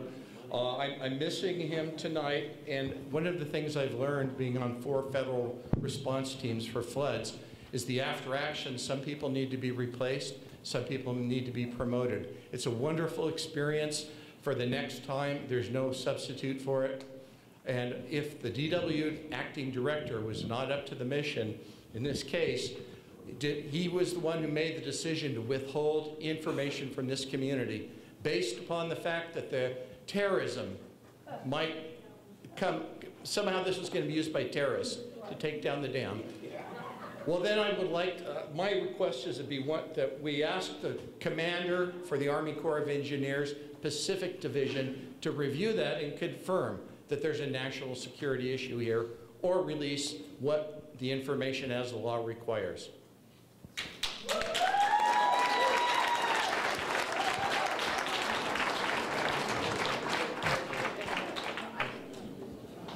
I want to address a few things. I know Director Coyle sends his apologies that he's not here. I think that's why you have not just his number 2, Cindy Messer, here, but also the team up here in front of you and the folks who were staffing this event. This is a priority for Director Coyle, and he really wants to make sure that the right people are here to answer your questions, and that's why we have this team of experts. As far as the question about the information being kept, we have released all of the information. We do have to redact some critical information that can be used, and I can just tell you what I know, which is that that information has been told to us by Homeland Security and federal partners that it could cause a greater risk to this community and to your families than even I realize. So I have to really hold strong that it's really important for your safety that information stays private. That being said, if you look at the reports where information was redacted, we're talking about a very small amount of information. We are doing our best to only redact the information that causes a public safety risk to you and your families, and make sure that we put everything else out publicly. And we've spoken to the sheriff about this, and he understands. We've spoken to many of our state and federal legislators about it, and they understand as well. And I just have to reiterate, it's a public safety issue. My point was we would like to hear from a credible outside authority, like the commander of the Pacific Division of the Army Corps of Engineers, or somebody like that what you're telling us is true. That's all I said. I can send you the link where that information, where they explain what this critical energy infrastructure information is and why it's so important. I don't have someone from those organizations up here with us today, but I can send you to their websites where they speak for themselves. So, DWR is not that credible at this moment. You need a credible third party. thank you, Ms. Racy. James Stone, I have your card. Are you here? And then after Mr. Stone, I have a card from Rich Azevedo, but Rich's question was whether Mr. Coyle is here today. If you have another question, Rich, I'm holding on to your card. So, Mr. Stone. Thank you. My name is James Stone. I'm the owner-operator of Elite Sportsman Guide Service. Our family was evacuated. I also serve as the president of 2 501c3 nonprofits. The one that you're going to hear from, as you've already heard from one of my board of directors, and I am the president of NorCal Guides and Sportsmen's Association. A little history about NorCal Guides and Sportsmen's Association, since I noticed a different panel since I first addressed you at the Gridley meeting and addressed Director Coyle directly. And our inception as a corporation started back in 1992 in the state of California. We represent hundreds of river fishing guides who work on the river every single day.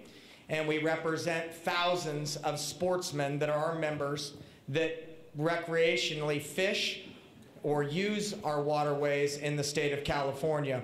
And it's our job, as my board is sitting here today and me in front of you, is to give you the sportsman's voice and to truly, truly understand what we're facing in the lower river of the Feather.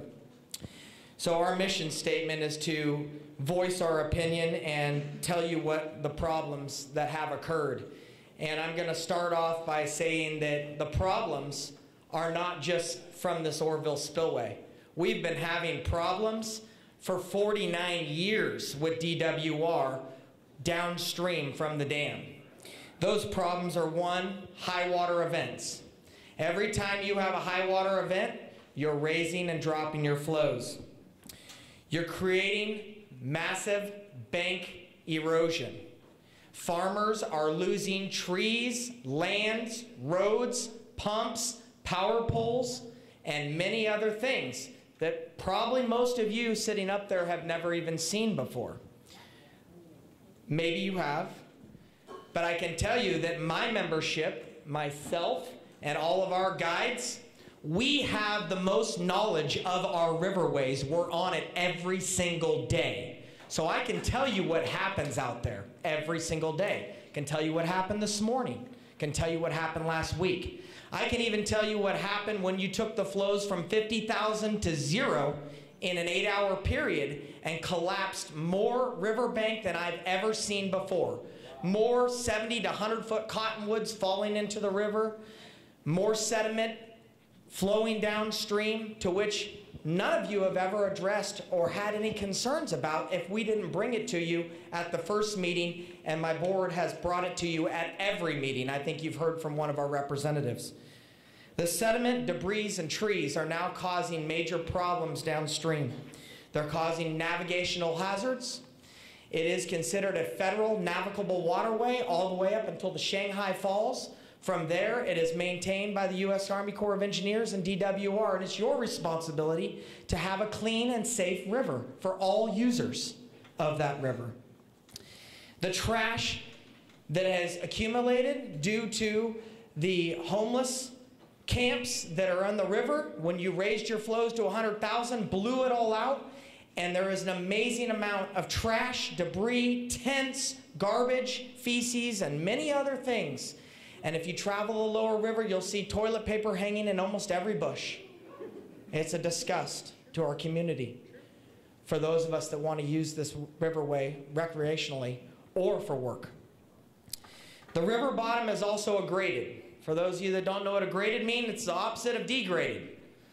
Okay, aggraded is when the mass amounts of sediment, in your own words, in your own plans and actions, have now caused the river bottom to rise, and there's nowhere else for the river to go except to push out. For those of you that don't know, when you're working on a river, when we navigate rivers and we see a wide section of river, that generally means it's shallow. When we see narrower sections, it normally means there's a good channel present. If you look at the feather, most of the feather is wide and shallow. In fact, during the drought, we were able to walk across the river in more than 10 areas from Verona to Marysville, and it was knee-deep.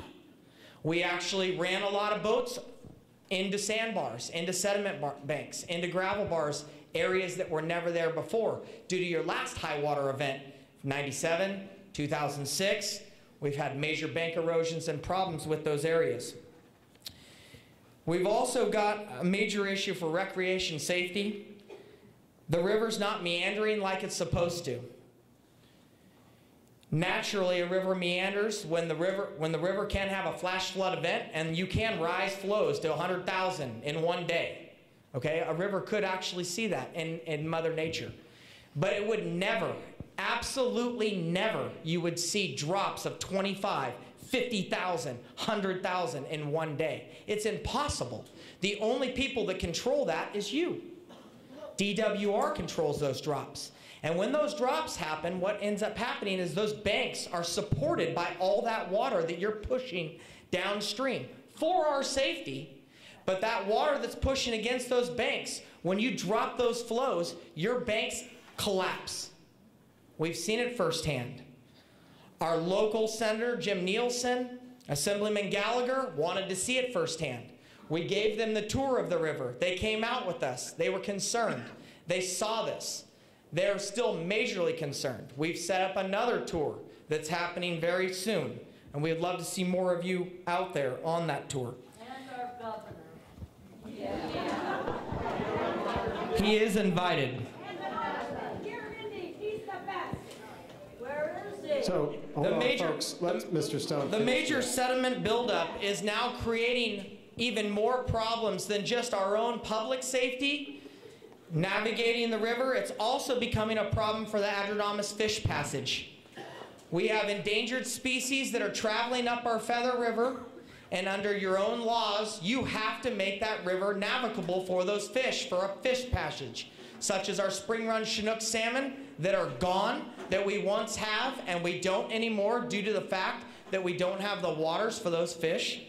Also the green sturgeon, which is an endangered species now.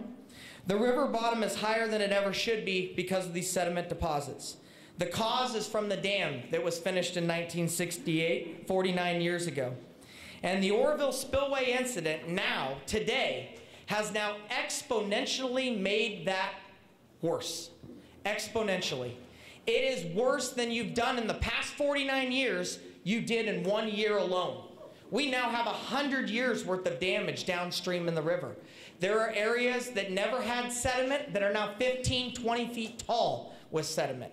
So when people tell me they don't see there's no sediment going downstream and we're taking it out, that's completely false. You have accelerated erosion. That's your own term. Accelerated erosion. Sediment is exponentially causing problems. The DWR needs to once and for all stop the flow control of high and hard drops. You need to gradually do drops. Please don't send us the emails that you're gradually increasing flows or gradually decreasing flows, because that's not gradually. Gradually is 3,000 to 5,000 over a 24-hour period. That allows the people to get off the river safely. That also allows the banks to slowly dry out and not erode and collapse into the system. The solutions. We've been coming to these meetings now since day one, and we've been telling you our problems. But I want to talk to you now about the solutions, because any good leader that comes to you with a problem that can't bring you a good solution is not a good leader, in my opinion. And so the solutions are this. One, you need to fund your cleanup projects. You need to clear the river of all the debris, all of the trash, all of the non-native trees that are in the river, and don't say that they're fish habitat.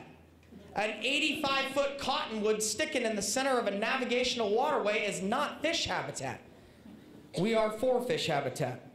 You need to add gravel back to the upper section of the river for spawning habitat for the salmon that are there right now trying to spawn.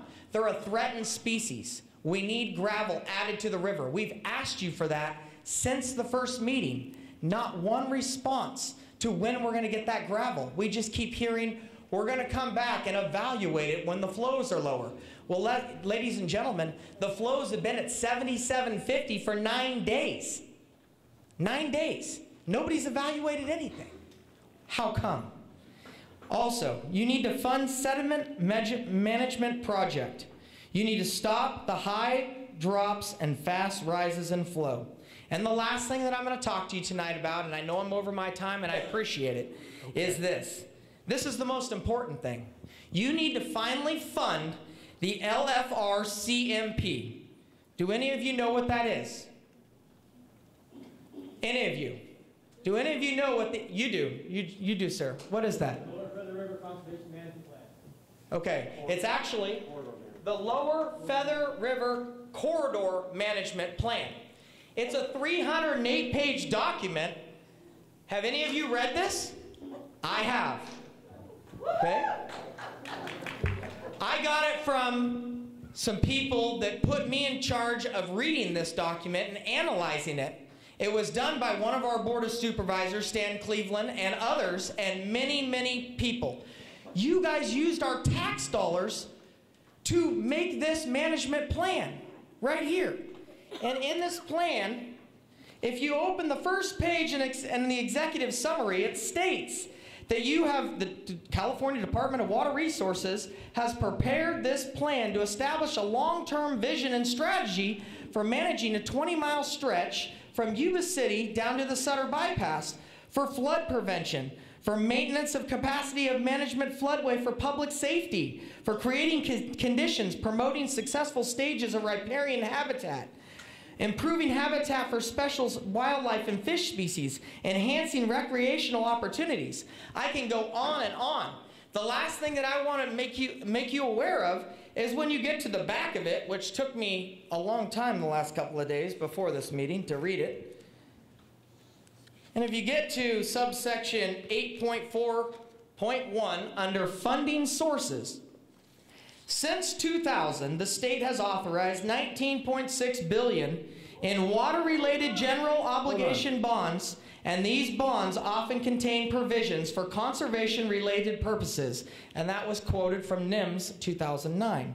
Through Proposition 1E, which we all voted in, the Disaster Preparedness and Flood Prevention Bond Act of 2006, and Proposition 84, the Safe Drinking Water Act, the state provided approximately $5 billion for flood management activities, of which $3 billion are allocated for implementing the Central Valley Flood Protection. Proposition 1E funding will expire in 2017. Where has any of that money been used to clean up our river? Now, in closing, I'm asking you once and for all, from the bottom of my heart, I am a full-time fishing guide. I have a 2.5-year-old son. I want to see him be able to go out on our rivers, whether he wants to take a boat out there, he wants to fish, he wants to hunt, he wants to swim, or if he wants to live his dream and be a fishing guide as well. Department of Water Resources has not allowed our citizens to utilize our river to its fullest capacity. I do want to thank you for allowing us to have this time together and being more transparent, because transparency is key. I also want to thank all of the citizens, and I want to thank all the police, the fire, the medical staff, and the military for protecting us.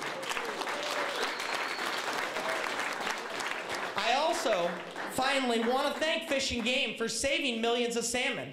I've visited all the hatcheries. I've seen what Anna and her crew and hundreds of volunteers did to save millions of baby smolt out there. And I'm working with the department of when to timely release these fish according to your flows. I just spoke with Jay the other day, and I told him, because you're bumping your flows up 30,000 tomorrow, don't release the fish that were supposed to be released yesterday in low flow. He's now going to release on Saturday. We're going to save the fish. 500,000 fish. You guys need to communicate. Everyone needs to communicate. You need to work with us. You need to work with every organization, because together we are a team. Thank you.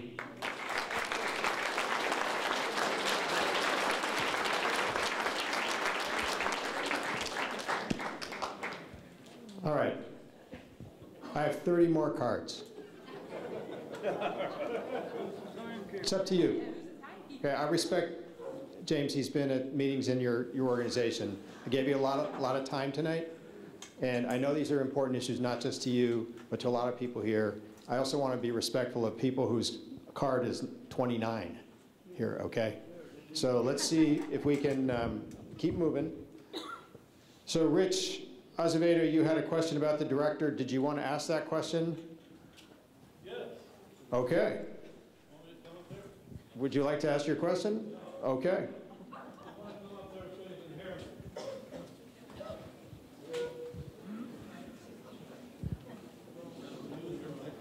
Well, you need to use that one. Do you need your card? Huh? You need your card? No. Okay.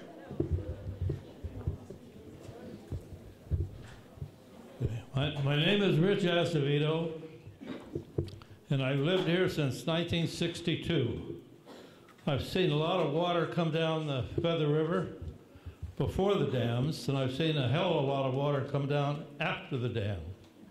God didn't even know, I don't think so, that there were problems in the dam going back many years ago. It's been reported in the Appeal Democrat that there was a problem with the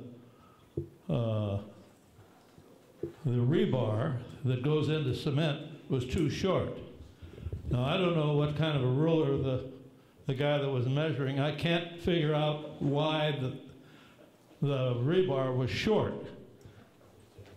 They're usually tied in by a welder or some other means.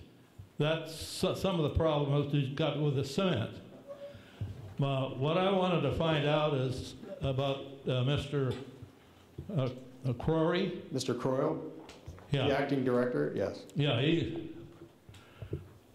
his name has been in the paper quite a few times, talking about redacting certain items that the public shouldn't know that's already been covered by people.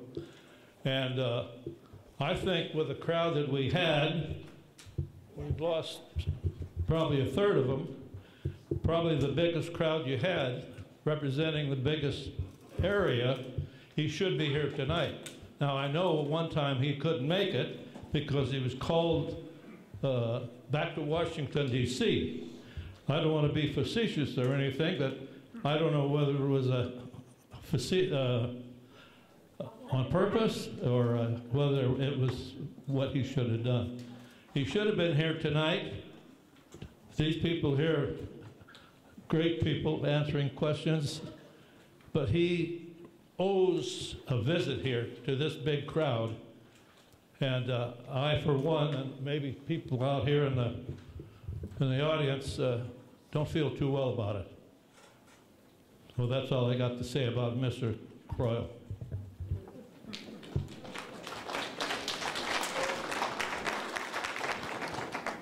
Okay, I just quickly wanted to respond to Mr. Azevedo.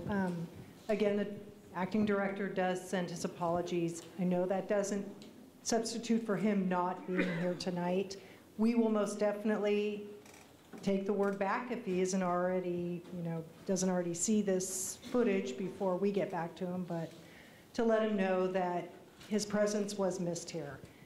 I mean, as you can imagine, we are in divide and conquer mode. I mean, there's a lot of questions being asked, a lot of forums. DC, he needed to go back to talk to folks there about Oroville and what was going on out here. So not an excuse, but understand we are trying to cover as many bases as we can, and we will let him know that, as we move through these community meetings, that his presence, especially in a community like this where we had an extremely large turnout, would be very much appreciated.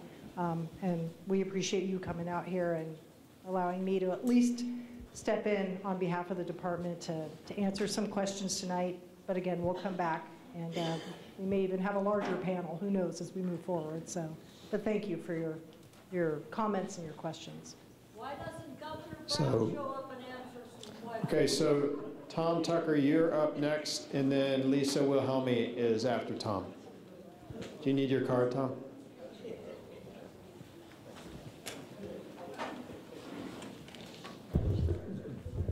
Good evening. Tom Tucker, Broadway Road, Arboga, California. Family, long time, 40, 50 years here in the Yuba Sutter area. Family flooded twice, evacuated 3 times. I'm trying not to get emotional here. When you're talking about people's homes, these are places where people put down roots. They have children. They have generations of people live. After the '86 flood, I saw my dad give up, flat give up. I saw the spark of the light. 6 months after the flood, he was dead. My best fishing partner, best fishing buddy, never wanted to go to the river again. Everything he had, everything he worked for, it's gone. 2 years to get the rest of the family situated back in a home. No weekends, no time to myself.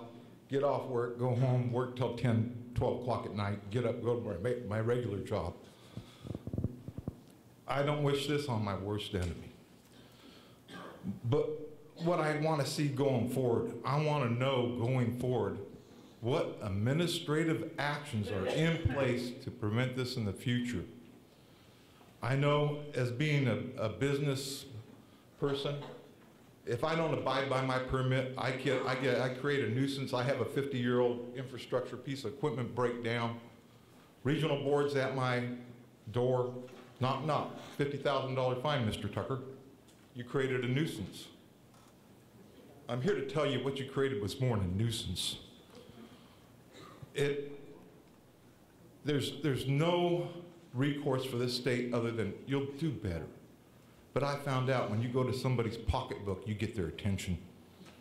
So I would say that you'd be subject to a fine the way you ran the situation, but these taxpayers here, that's where the money would come from.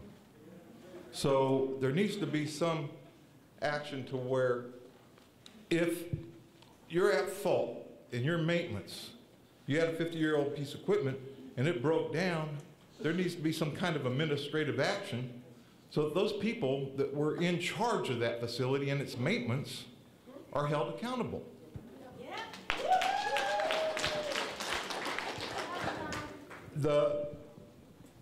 You keep saying that this will be no increase to the taxpayers. Thank God, this repair.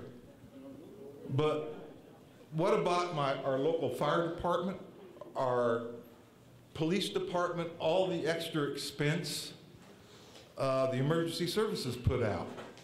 I think the water purveyors in Southern California, I feel like I'm a hostage here for somebody else's water. Yeah. And I think that those people that do that water ought to pay the damage. They are, let's say $10 million fine. $500,000 to fire department, all these agencies, all the way up through the valley that have been affected. Because you know what? That's my tax dollar that they're using for this evacuation. So, I want to leave you at this. Homes are where people put roots down and generations live. Sorry. Thank you.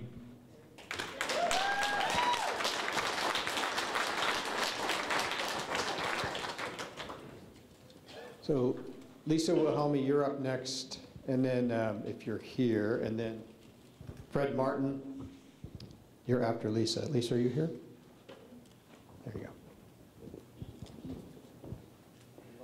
Thank you. Put my eye out. Hello, my name is Lisa Wilhelmi. I'm a Yuba Sutter resident. I live in Yuba City, Sutter County. I have today 3 questions, and I'll start from I have 3 questions. Which ones are most important? It doesn't matter. Actually, I have about 300 questions, but today I'm just going to ask 3 because I don't want to take up too much time. And they're basically simple questions. The first one's really simple. Define O.G. Weir. What does that mean? O.G. Weir. Can you talk into a microphone? And who are you? Who are you again? My name is Jeff Shaw. Oh, Jeff. Right on. I was the presenter today. It's just a shape of a weir that allows water to flow over it more smoothly.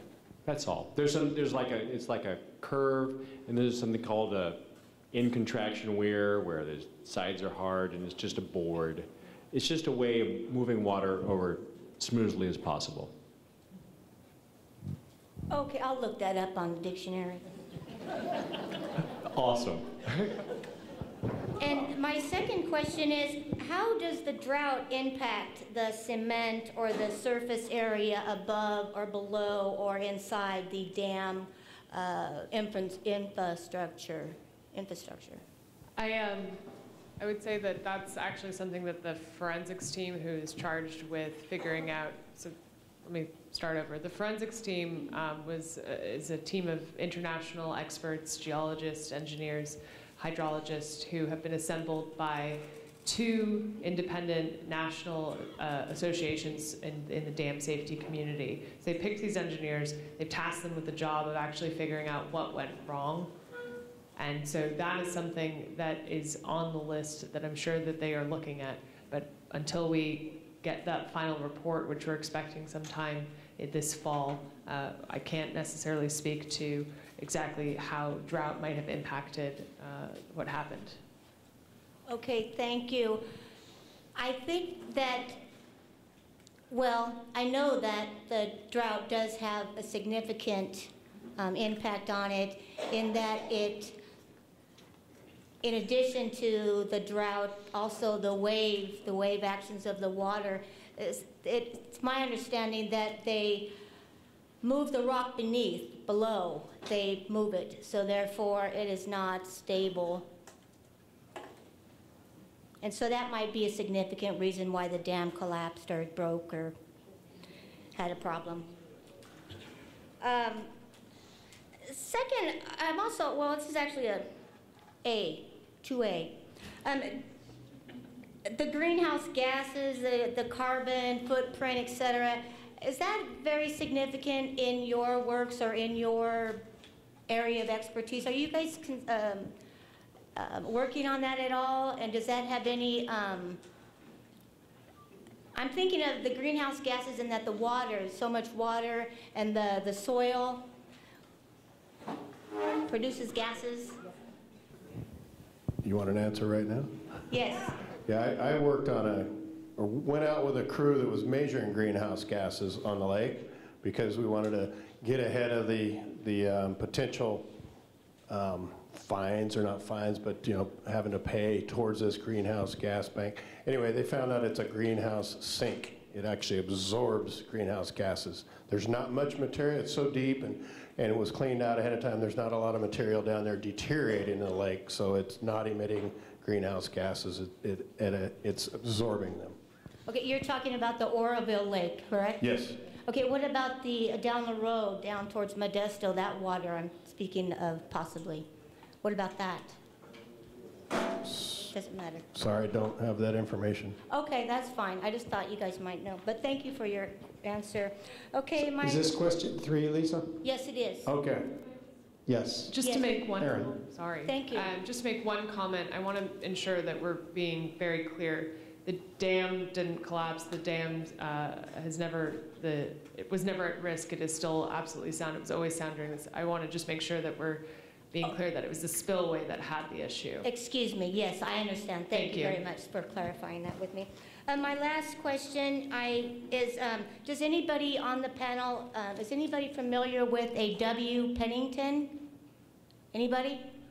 Is that a person, Lisa? Yes, I believe so. And okay. Can you tell me about this person, please? He works for the Division of Safety of Dams, and he is has been assigned. He inspects dams on their behalf, and including Oroville. That's what I thought. Thank you very much. Yep. Okay, thanks, Lisa. Okay, Fred Martin, you are up next, and then after Fred, I have Dave Slack. Thank you, Fred Martin. I'm a resident of Butte County, East Gridley. I can look out my front door and see Oroville Dam, see the spillway, watch the water go over the emergency spillway from standing out in front of my yard. Couple questions. A lot of talk's been here tonight. You've heard it at all your other meetings. I talked to Mr. Coyle about it at the Gridley meeting personally, about openness, transparency. I heard your PAO person talk about why things are redacted, talking about Department of Homeland Security. I brought up at the last meeting, the Corps of Engineers and the Bureau of Reclamation just finished a major upgrade to Folsom Dam. Every single one of the plans for the emergency spillway, the control structure was out in the public. Nothing was redacted. Nothing was held under a false straw man of FERC or emergency or national security. The plans got bid, posted on FedBizOps like all federal contracts happen. So you talk about openness and transparency. You've heard from a lot of other individuals here. That's one of the biggest concerns that a lot of people have at all these meetings. We do not trust DWR. I'm a registered civil engineer. I've got 38 years experience. working on dams, levees, and other projects. You need to be open and transparent. Those reports need to be unredacted. You're hiding under FERC regulations that regulate the regulate the power plant. As was brought out earlier, this is an emergency spillway. It's a channel. We've got concerns about how you're going about fixing it, what your designs are, what your path forward is, and you're hiding information. Please be transparent. If the feds, Department of the Army, Army Corps of Engineers, and the Bureau of Reclamation, the people that manage more dams than anybody else in the world, let their information be free and open to the public, why is DWR hiding behind national security when it's not really national security? Enough on that subject. I got some concern with how DWR is managing your reservoir pool. At the Gridley meeting, it was talked about, Mr. Croyle stated, we're following the federal regulators, what FERC, what the Army Corps of Engineer manual states that we need to do. This is not business as normal. We're under an emergency situation. We almost lost the emergency spillway and had a 30-foot wall of water, which would have eroded through your 30 to 60 feet of bad rock that it's sitting on, and we would have had a 60 to 80-foot wall of water coming down on our communities. So what are you doing to get back with the regulators and lowering that pool? We understand you got water customers. We understand that there's fisheries.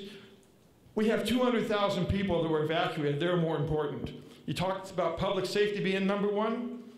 Well, let's get this, till this fix is done, let's make that pool the lowest it can be. You talked about water temperatures and you're not using the river valves. Who cares? Let's release as much water as we can. Let's get that pool as low as we can get it to give your contractor, Kiewit Construction, as much time and as much opportunity to get this fix done. It's not going to be a one-year fix overall.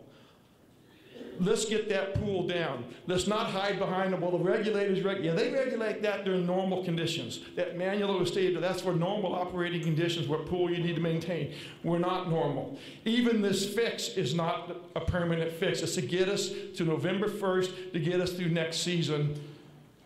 The pass to the emergency spillway is only going to handle 30,000.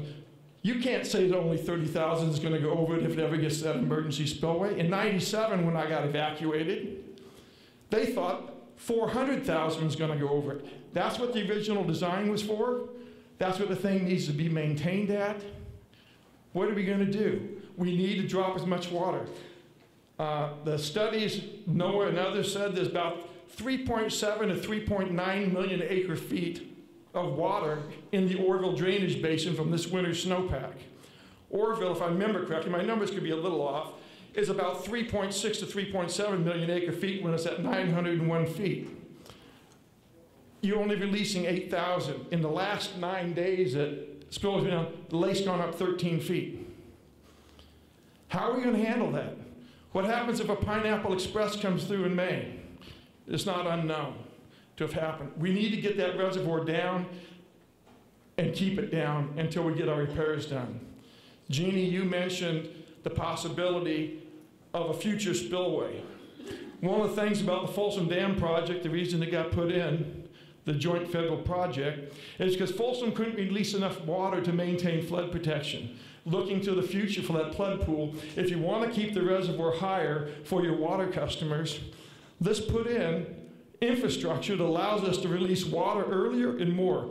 Let's build a location off the emergency spillway. Once the main spillway is repaired, let's build a new spillway with a lower invert elevation that maybe of 820 feet or so. Maintain your pool, but be able to release water earlier than the main spillway and a greater capacity if we have an event that we can't get to. Thank you.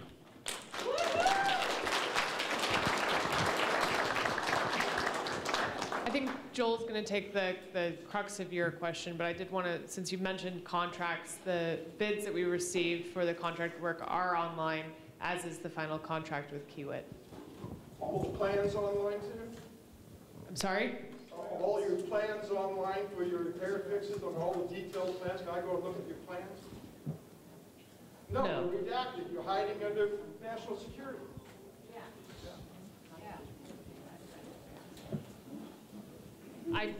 I have to reiterate again, this isn't something that I'm making up. It's directive that I've gotten, that the department has gotten from the federal government. Told me the same thing. I'm calling you out on it because I've got another major federal project just down the street in Sacramento, $700 million job, and all the information was out there in public.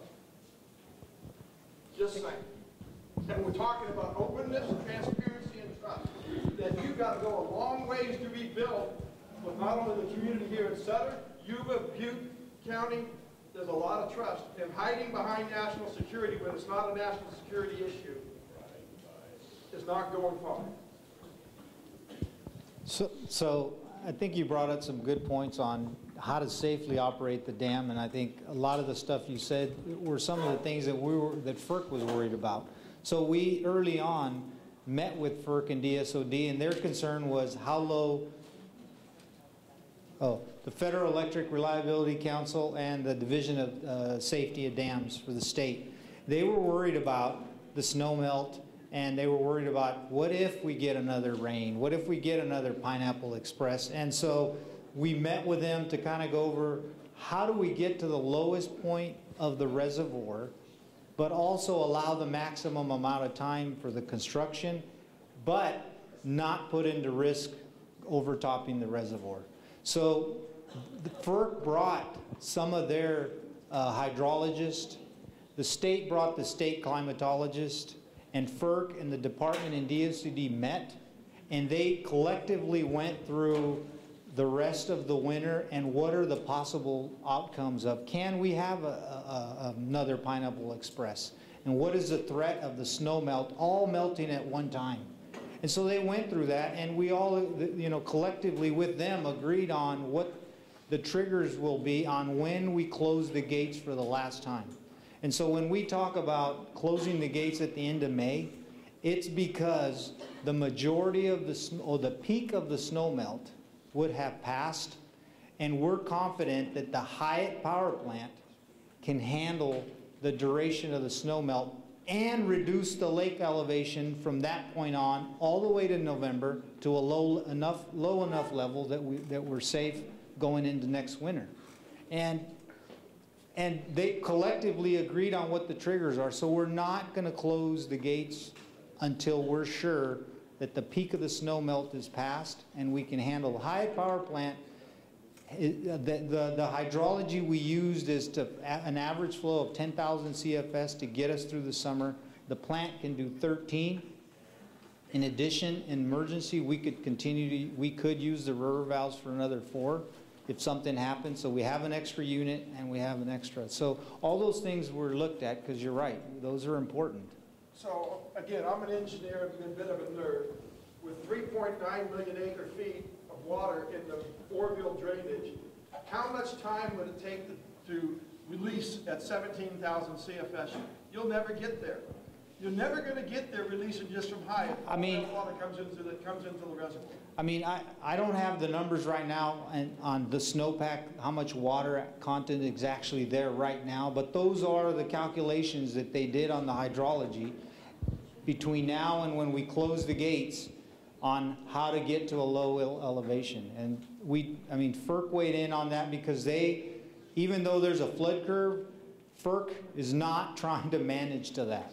They've already told us that. They want to make sure that we are not going to overtop the spillway.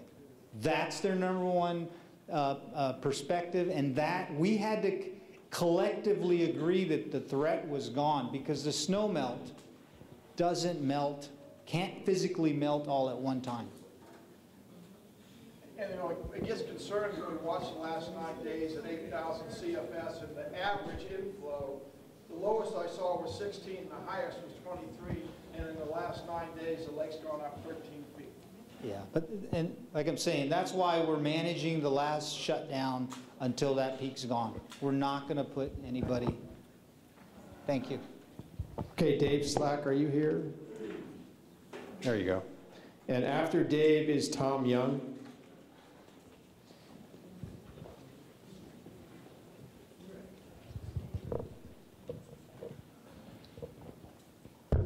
Good evening, folks. I spoke at the last meeting, and I had some questions that you folks couldn't answer at that particular time, and you said you'd get back to me. I've heard nothing. Not a thing from anybody, period. Now, on the, we're talking about snow melt, and somebody can correct me in the audience if I'm wrong.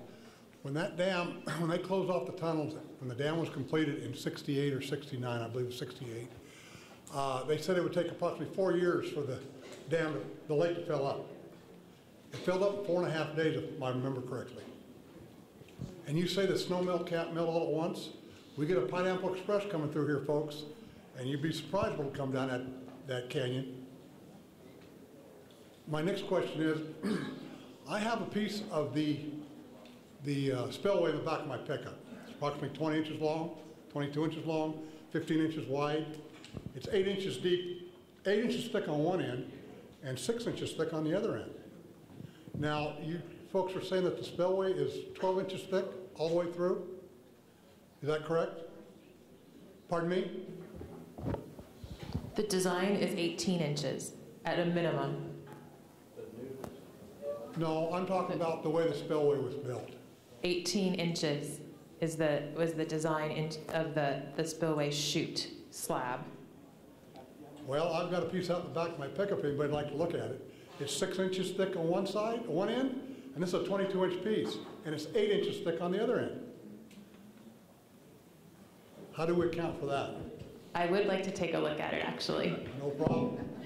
Then the next question I have, this piece of concrete, there's no rebar in it, there is no fractured rock in it. It is all built, the mix design is built with round rock. Has anybody looked into that for the forensics end of it? Or was that the mix design in those days, back in 65, 66, 67? So I can see the forensic team will be looking at all of it. They're looking at the design plans, they're looking at the as-built construction, they're looking at the photographs, they're looking at the inspection reports, they've been on site, they're doing, asking for additional exploration. We're actually going to preserve pieces of the remaining spillway so they can do some additional forensics. So they're going to look at all of that to come up with what the contributing causes were for the failure. Okay, my next question is, this piece of spillway that I have, like I say, 22 inches long, approximately 15 inches wide. I got it from a DWR employee.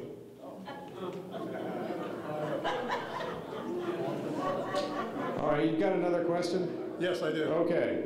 Now, this is the chalkiest, shoddiest piece of concrete I've ever seen in my life. And correct me if I'm wrong, as concrete ages, doesn't it get harder? Okay. This concrete, you can live, it's chalky, it's crumbly, it's falling apart, and Jim Nielsen asked me if he could have a piece of it. I showed it to him tonight. So I took a hammer and chisel. It didn't pop off the first time, the first hit with a little 4-pound mining hammer. The second time, I broke him off a chunk about this big around. Now, 50-year-old concrete that had the correct design mixture would not break like that. So my question is, if the spillway is built like that, right above the spillway is the structure for the gates. Are the gates built the same? Are the structure for the gates built the same way? And then we move over to the powerhouse. Is it built the same way? If it is, folks, we're in deep trouble. Has anybody core drilled the structure around the gates to find out what we've got? No, we haven't, at least in my experience in years, done coring of what we call the flood control outlet, which houses the gates.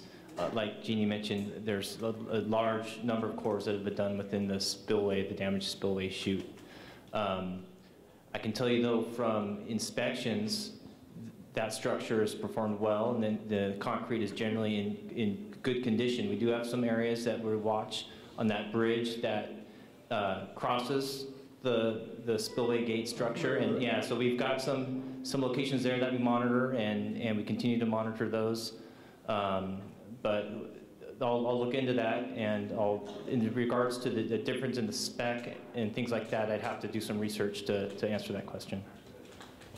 Well, I wasn't in the trades as per se I was, but I was just a pup and I didn't really understand everything there was to know about concrete construction. But I don't believe back in the day when this spillway was built that Round Rock was the design mix for it.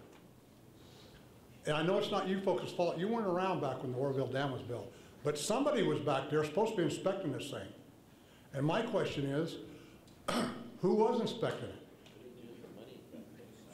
And now, what are we going to do for inspectors now? Are we going to have inspectors inspecting inspectors, inspecting inspectors, so we can get something quality built? You folks have got Kiewit Construction, and I spoke about Siblin Reed last time as your prime contractor up there.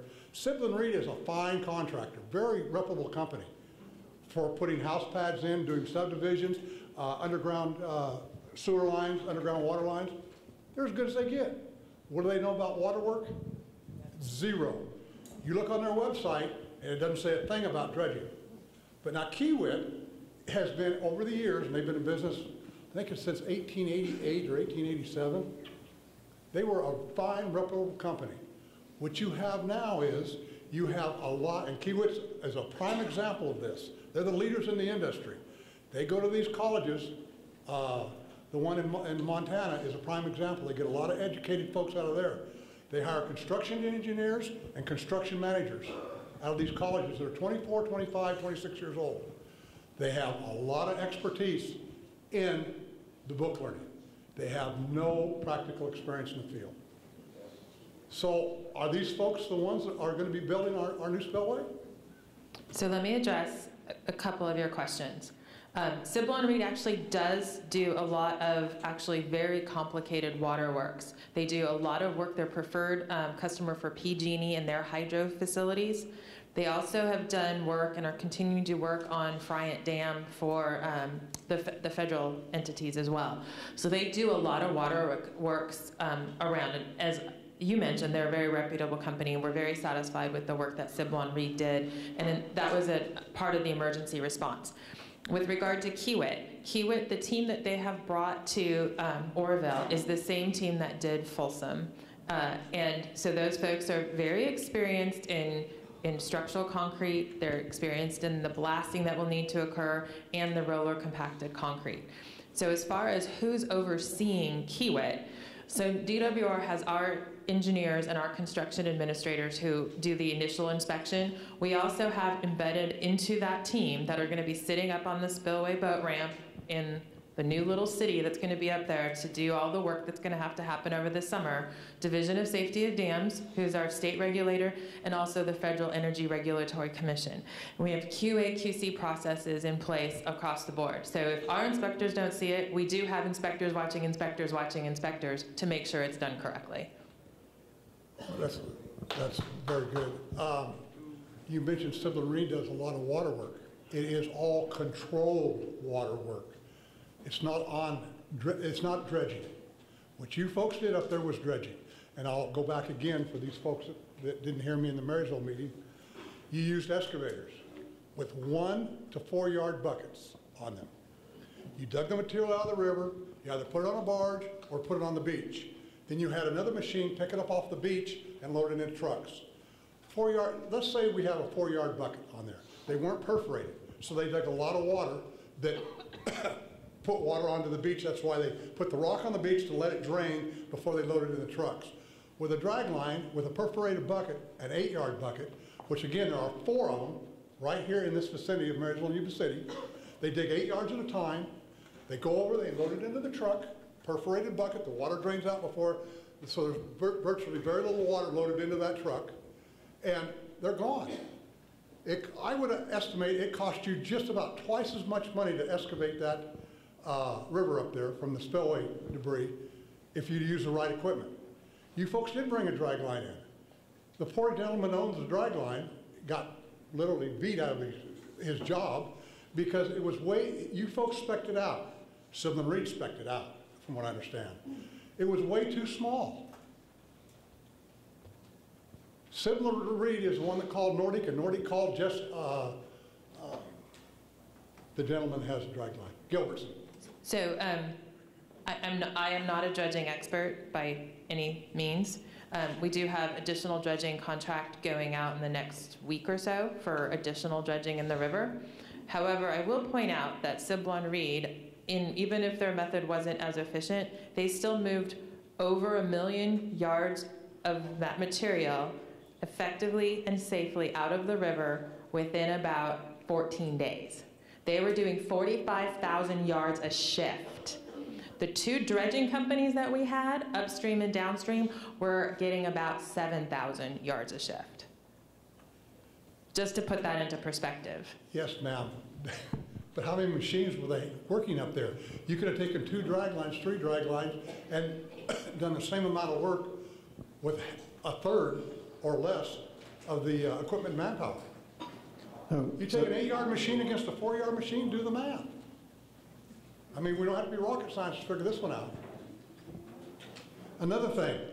How many more things are on your list, Dave? Just one more. Okay. One more thing.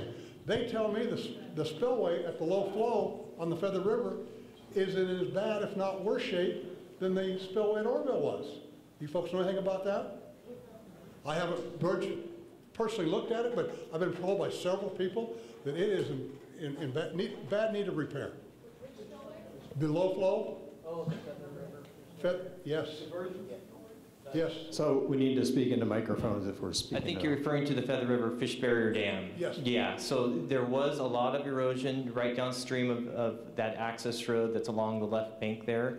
And there is just a little bit of erosion on the left, in the left abutment area, and we've recognized that, and we've got a plan to fix that. But in the grand scheme of all the priorities, we're waiting for the lower flows to be able to place rock and riprap and shotcrete to address that area by the Feather River Fish Barrier. But I think maybe you're referring to the damage to the road.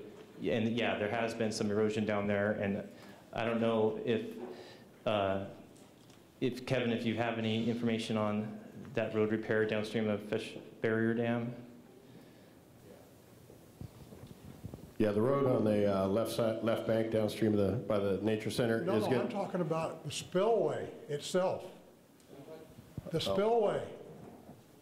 Our gated spillway, the lower chute. Yes. Oh yeah, that's certainly it's damaged, and it will get completely rebuilt. Yeah. I just wonder if it was the same shoddy workmanship as the example I have in the back of my pickup. Well, they've got, since it's only half there, there's a lot of opportunity to get observations of the broken edge, and there's being measurements taken and samples taken, and that'll be given to the forensic team to evaluate and answer that question.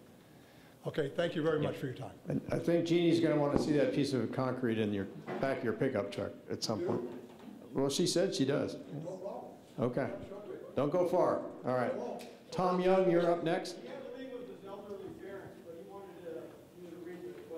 Okay. So this question from Tom Young is, Scott Cahill, a leading dam expert, has offered his services for free, but that has been ignored, like the leak, spring, and prior warnings that the emergency spillway needed to be cement. Why? Why has Scott Cahill and his offer of services been ignored? And is someone familiar with that? I don't know specifically about any requests or offers from Scott Cahill, but I think Dave can talk to the green spot specifically. Sure.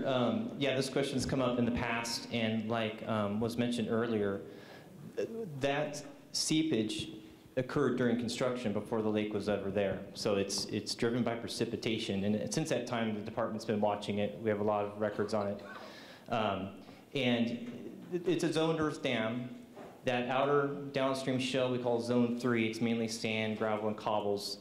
And in construction, there was a little bit more fines brought into some of those lifts, which are placed horizontally, for compaction purposes. And so we've looked through the construction records, and we find notes to that effect. And what occurs is when it rains, the water will percolate down through that coarse grained material and hit some of those lifts that have a little more fines and get ponded there, and then they'll have to spread out because they're not sinking down as fast, and they basically result in seepage in the slope face.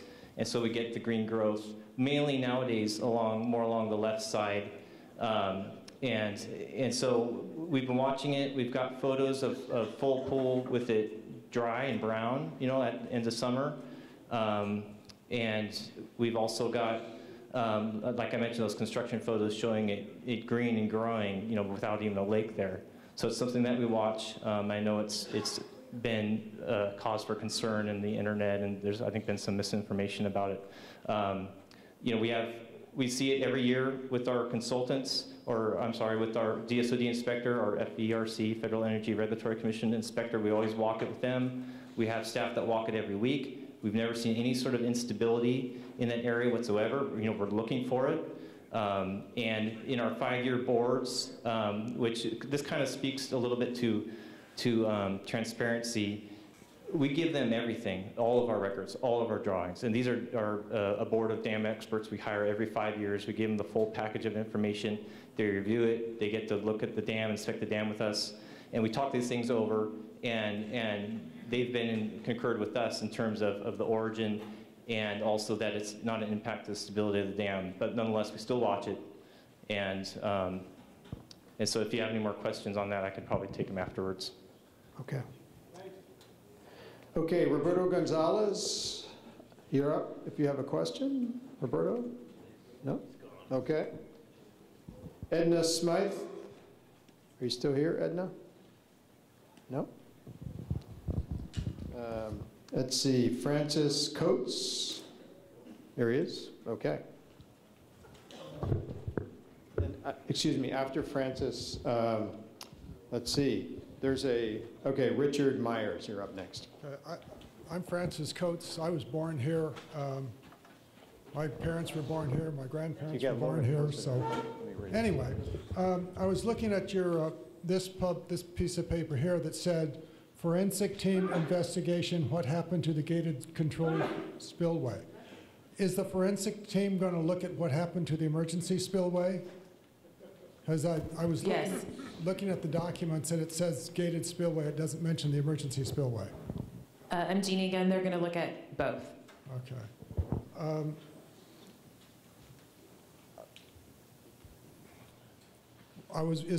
Is the forensic team going to look at the decision-making process, culture, management in DWR?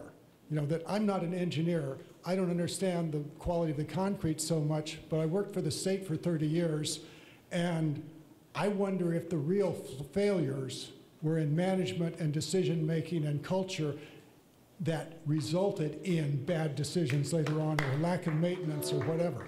They are looking at that as well, both physical and the organizational issues. Member in particular who is actually a specialist in the human factor, as we call it. Okay. And another, one of the other big things is, you know, I was born here, I was raised here. I feel like for 49 years, people have been telling me that the emergency spillway was an emergency safety valve, a passive thing. Even if the gates froze or the power went out or something, we would be safe because the emergency spillway would keep us from having anything other than the water flowing in the lake, getting out of the lake. And yet I sit here and I think I heard you say you really, really, really didn't want to use the emergency spillway. Why? Did you guys know that there was something wrong with the emergency spillway? Were you worried it was going to fail? Why was there such great fear about using the emergency spillway? I mean, I think there are many people on the panel that could take that question, but that is not the reason. The reason is because it performs an emergency function. So if we're using the emergency spillway, that means that something else has gone terribly wrong, which is why we had to depend on it in this incident. Because of what happened on the main spillway and because of the weather that we were dealing with, it was a last resort. That's why we don't want to use it. Excuse me, but to me this is like the pressure valve on top of my water heater. I expect it to work. You know, people spent millions of dollars building that emergency spillway. I expected it to work, and it didn't work. So something's wrong. So maybe, hi, Joel Ledesma again, and I wasn't the only one there. So I mean, we had a group of us, FERC, DSOD. We were all from the 7th. They were on site and evaluating. From my perspective, I was there, and one of the reasons we were trying to avoid using it is just because it had never been used before. And because it was called an emergency spillway, we were unsure how it would perform. But even though we didn't want to use it, and we were trying to manage the lake not to use it, we did grubbing in the event it happened. We trying to clear trees, we were doing all those days leading up to the evacuation in the event we used it. We also did some additional concrete armoring on the weir on the side because we inspected it before it actually happened. Now, while, like I'm saying, we were trying not to, but we were still trying to fortify it in the event we did, and that's why we grubbed it. We did some concrete work, but because it had never been used before. Now, I'm not a civil engineer either, okay, but I was there. But those were the things that I remember why we were trying to avoid it, not because we thought it, we didn't think what happened was going to happen. That wasn't it. It was just untested, built to be used as an emergency only, and so we were trying not to use it. I mean, it was just... When I rent a car, I expect the spare tire to have air in it. When I buy a hot water heater, I don't expect to ever have that pressure valve go, but I expect it to work. And if you've got 40 years, this goes back to the culture thing too. You really, did nobody in the last 40 or 50 years say, gee, do we have enough core samples? Or gee, shouldn't we have, well actually we know about the Friends of the River people asking about this in 2004. People did ask about whether or not the emergency spillway would hold up. And the potential failure mode people said, though the dam won't present a risk to the dam. You know, none of us care whether we were worried about our families. Yeah, we understand that if it had failed, that 30-foot concrete wall might have failed, plus there might have been some more erosion, and we would have lost all our property and maybe all our family, and the dam would be fine. And that's the conclusion of the potential failure mode people when you read it. So, yeah, did you guys know that it wasn't going to save our lives? That's what I want to know. You know, and by the way, about I was talking to FERC last month. You know, I've written a whole bunch of letters and all this stuff. I was told that DWR designated the potential failure mode analysis as CEII, not FERC. I was told that you guys designate the stuff that goes at CEII. You make that decision, not FERC. Sorry, the information that ends up being redacted is up to the decision of the dam owner. That is true. But this is from FERC on their website. CEII is defined as info related to critical electric infrastructure. It is defined as specific engineering vulnerability or detailed design info about critical infrastructure that relates to the product that could be used, could be useful to a person planning an attack on critical infrastructure, gives strategic information beyond the location of the critical infrastructure. So that's directly from FERC's website. Yes, we have to take that definition and define it in the best possible way. And that's why we have kept the majority of information out in the public. If you look at those documents, there's very little information that is redacted, and we are very committed to making sure that it's absolutely minor. Now, but a couple of weeks ago or a month ago, it was still top secret, and we were still being stonewalled. And it's only a lot of political pressure that's gotten that released, as far as we can tell. That is I mean, we are listening to the community, and we're listening to the public about their desire to see that information. So we made a call that we can release what we have while keeping public safety as our #1 priority. But that's why the original decision to keep it it's for public safety. But say go back to the potential failure mode survey analysis, whatever that thing of 2004 was, where you had a bunch of unnamed experts. The documents I see, nobody's got a name, but you know, you have the agency experts and the independent experts and the FERC experts, and they all got in a room together one day in 2004 and looked at the emergency spillway and said, yes, it'll have some erosion, but it will threaten the dam. And I'm sitting there going, geez, there's this question out there. Yeah, but will it threaten the emergency spillway? Will it cause people to die? Do you guys have information about that? I mean, for 50 years, we've been counting on the emergency spillway to save our lives. So, I mean, have you been, is this a joke? Not at all. It did fail. Well, we all saw it fail. Yes. We all saw it rode it uphill just like a dirt road on a hill. Yes. We all got the thing, emergency, get out right now, warning. So I guess we all assume that you guys all agree it was about to fail. Was this a complete surprise? And if it was a complete surprise, does that mean your organization's incompetent and shouldn't be trusted? Or was it not a complete surprise, but you didn't tell us? The amount of erosion and how quickly it happened was the surprise. That yes, erosion was expected, and you can see in all of the dam inspection reports that are public and online on our website going back many years. It is clear that we need to look at the emergency spillway and make some changes to it going forward in the future, and that's absolutely part of the construction plan. It's also part of our, there's a legislative package that's being waited on that was proposed by the governor, and it expands the inspection process to include a more detailed inspection of not just the dam itself, but the appurtenant structures like the spillways. Okay, you know, one of the things we're talking about. Yeah, nobody else is going to get their card. I want to hear everything. So, Mr. Myers, are you here? Richard Myers? Yes. And then I have a card with no name with a question. Can we take pictures of the dam? I think we can answer this.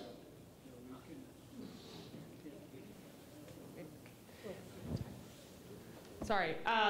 Yes, we also, DWR has hundreds of photos and videos, many hundreds of hours of videos that are on our website, and we post those every day. That being said, and this question has come up in many other community meetings, we are working to set up viewing platforms for the community so that you can see exactly what's happening on the spillway, both the construction and the damage that was done over the past couple of months. In addition to that, we're setting up cameras, dam cams, cameras up at the, I thought I needed a new name, but people seem to like it. So we have dam cams, and they're going to be piping a live feed from the construction site, and I think there's 6 or 8 of them scheduled to be put up there. And that's going to be live on our website as well as piped into the visitor center so that you can come view that. Okay. Richard, you're up. I live on the Feather River in Oroville, been there for 40 years, and I've been watching this for 40 years. I didn't know there was shortcuts taken when they built the dam. I thought it was a pretty neat deal, the largest earth-moving project in the world. Had to be pretty good. Engineers, top engineers working on it. But now we find that looks like they took some shortcuts, and also the maintenance appears not to have been very good on it. But before that, and I spoke at the Gridley meeting, and Mr. Coyle was there, and he answered one of my questions, and I think it's really important that we understand what he said, his answer. And I asked him what the maximum inflow into the lake had ever been. And he had to ask somebody. He didn't know right offhand. He thought he knew what it was, and I think he was right, about 350, 360 CFS. That's a lot of water coming into the lake. And Jeff, is it Jeff? Said that we don't have to worry about that emergency spillway ever being used again. That's a pretty amazing thing to say. It's not our intention to ever use it. Well, that's different, yes. If you're going to speak, we need to use microphones. It's not our intention to ever use it. I understand that. But it's there for a reason. It's there. And what's has been addressed a couple of times tonight is really important, and I want to speak to that, and that is the real danger. This emergency spillway use this time was not really an issue like what happened in 97. 97 was something that, matter of fact, again, Jeff, you talked about the great amount of water that came into this lake. The water that came into the lake this year was nothing compared to what happened in a very short period of time in 97. Then 160,000 cubic feet per second was going over the main spillway, and we were 1 foot away from water going over the emergency spillway, and it would have gone over to 160,000 cubic feet per second. That's 320,000 cubic feet per second. Now, if we hadn't had a broken spillway, that would have been catastrophic. But can you imagine not knowing? Can you imagine now understanding what would have happened to the emergency spillway with 160,000 cubic feet per second going over it? Failed at 15. Would it fail the dam? Because that's the question. With 160 CFS going over that emergency spillway, would that not have endangered the gated spillway?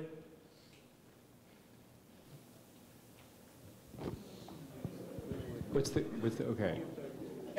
160, the emergency spillway was only used once. In 1997, there was 1 foot of space left before the water would have gone over the emergency spillway. At that time, there was 160,000 CFS being released over the gated spillway. There was 320,000 cubic feet per second coming into the lake. That's another 160,000 cubic feet 1 foot away from going over the emergency spillway. If it had gone over, would the emergency spillway have collapsed with 160 CFS?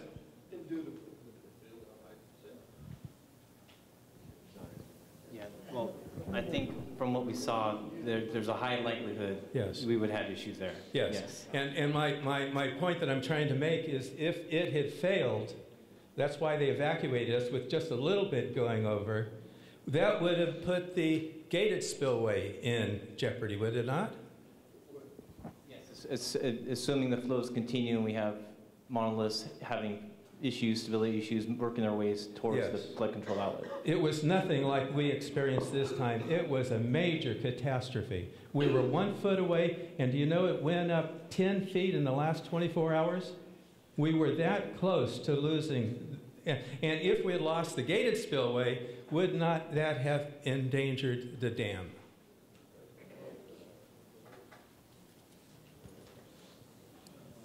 You know, to me, it gets down to durations of flows. And I'm just thinking about what you're stacking up inflow-wise, one on top of the other. So I mean, we're talking about some pretty significant storms back to back, right on top of each other. Yes, and we didn't have that this year. No. We did not have that. We had Pineapple Expresses then, massive snowpacks, but we didn't have that this time. We had a lot of rain coming in, but we did not have.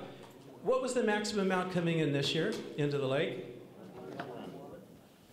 190,000 CFS. It was 320 coming in then. And so what I'm saying is what has been said by a couple of our citizens here today is I didn't know about the problems with the construction or the maintenance, but 2 weeks before the spillway broke, before the gated spillway broke this year, we had a Bible study on Wednesday night, 2 weeks before. And I told our group, I said, you know, we need to pray for Oroville because there's a good chance this year water's going to go over that emergency spillway.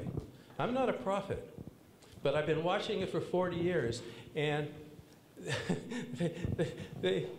we had massive snowpack, we had Pineapple Expresses coming in, and there's not enough reserve being held for floods. That's what we heard tonight, that there's not enough reserve being held for floods. And I asked Mr. Croyle. How much more, do you have a question? Or? Yes, I asked Mr. Croyle, I said, did they change the reserve after 1997? Do you remember his answer? Did they change the reserve after 97 when we were 1 foot away from disaster? Did they? I mean, it has not changed. Since 1997? It's a 1970 operations manual. Yes. Now, this is a question I'm asking. This is the question I'm asking. How can you not express to us in all the meetings we've had now that you're going to change that reserve so that we're not put in the same danger we have every time people have been evacuated because there's a chance that the water's going to come over the emergency spillway? Doesn't it have to be, don't we have to increase that reserve? We, sorry, completely agree with you that that needs to be updated, and that was one of the first tasks that we came up with immediately after this incident. And that, you can assure us you're going to increase the reserve? Well, I can assure you of that. I can assure you that we are talking to the U.S. Army Corps to encourage them to update their flood control plan, but they're the ones who own those flood curves, is what I meant to say, flood curve. But you can encourage them? And we have, and we've communicated that directly to them. Thank Absolutely. Thank you. For your So comments. next up is Arlene Montna. Okay, that's been addressed. You sure? Because you've been patient. All right. I know those seats aren't getting any softer. Robin Montgomery, you're next. And then Rita McCurley.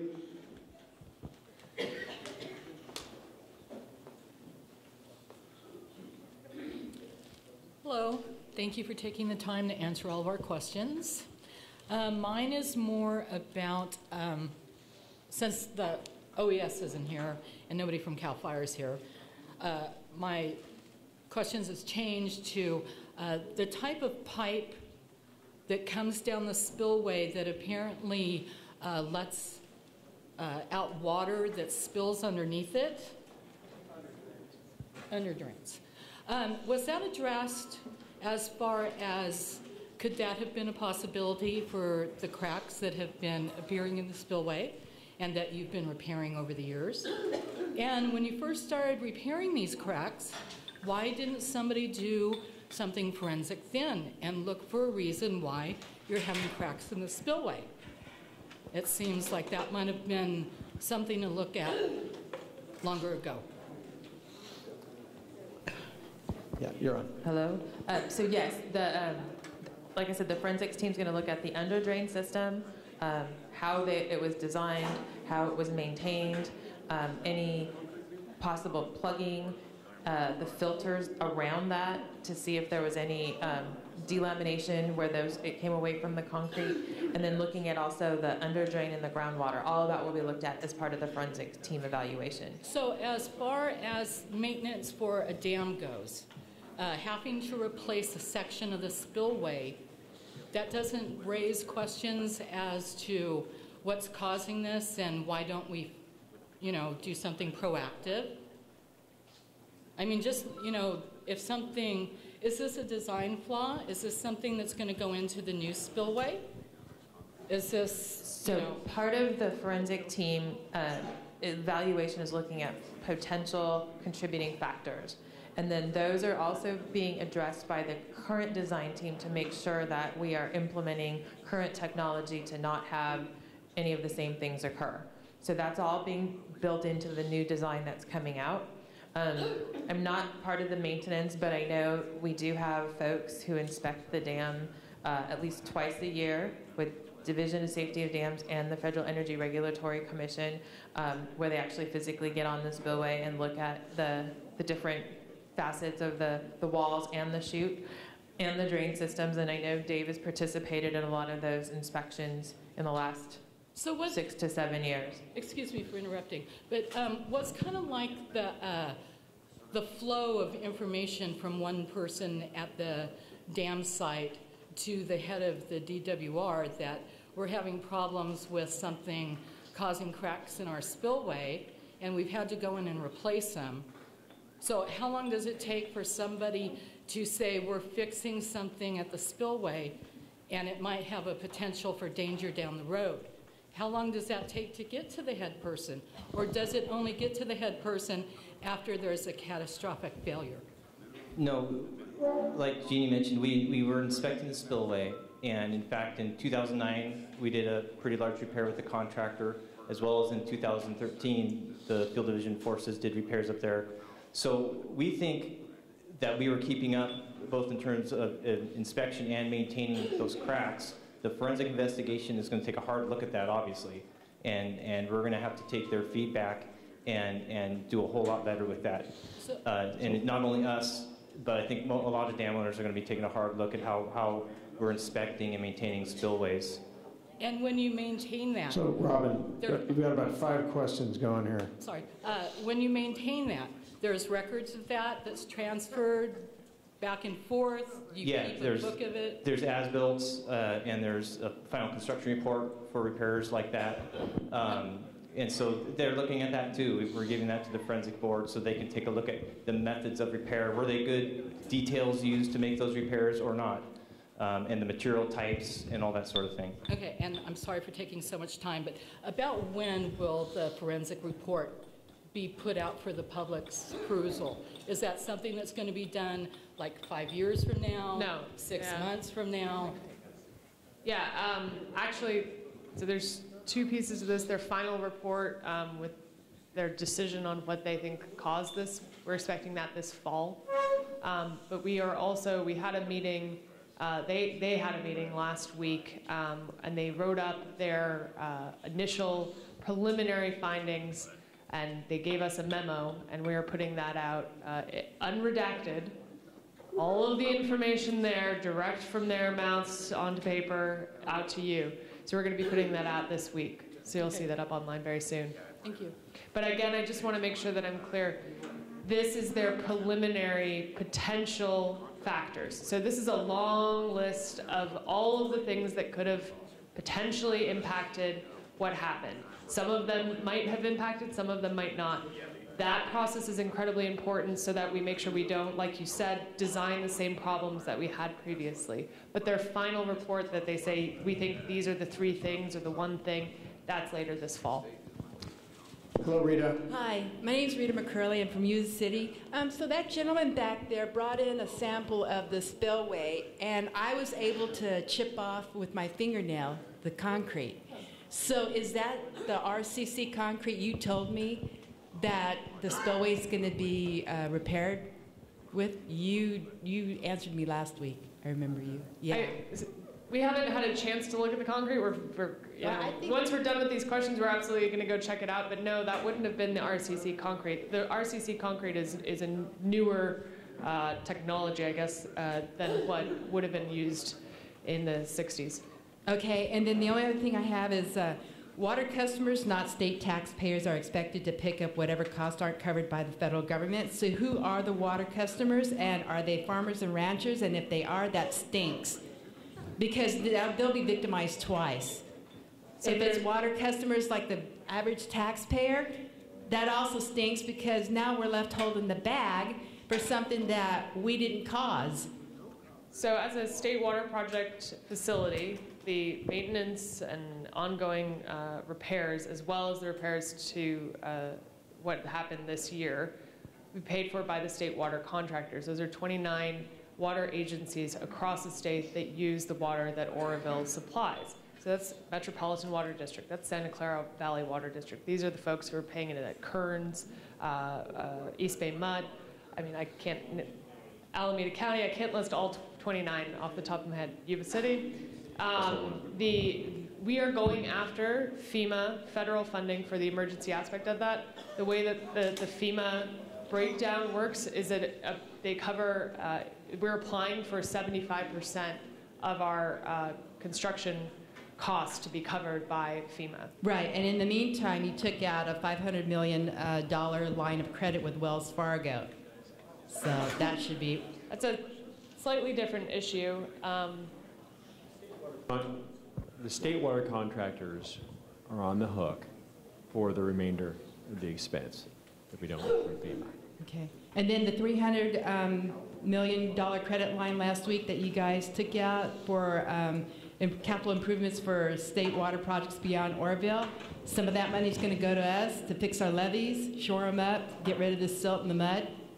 I don't know the exact purpose of that commercial paper, that $300 million and the $500 million. It's a total of So where's the money going to come from to fix our area then? Us?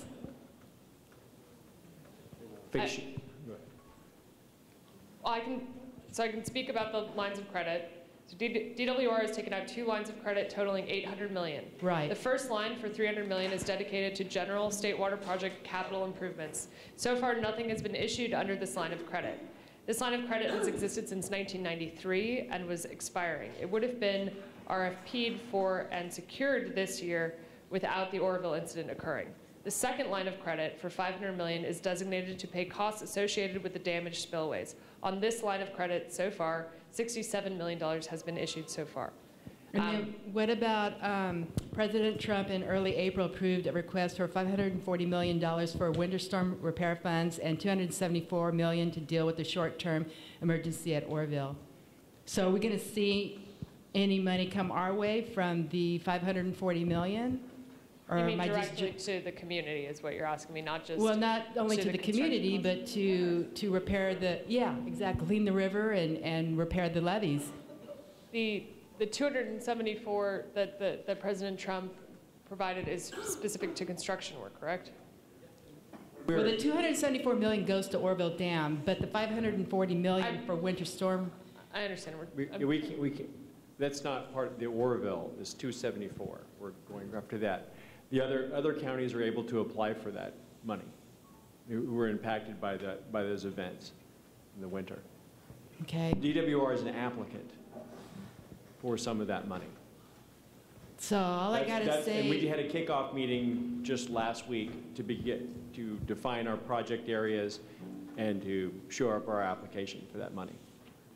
so I think Senator Jim Nielsen and Assemblyman Gallagher need to look into exactly where all this money is going to and from, because it's already, to me, it's like starting to look like a mess before even things get started.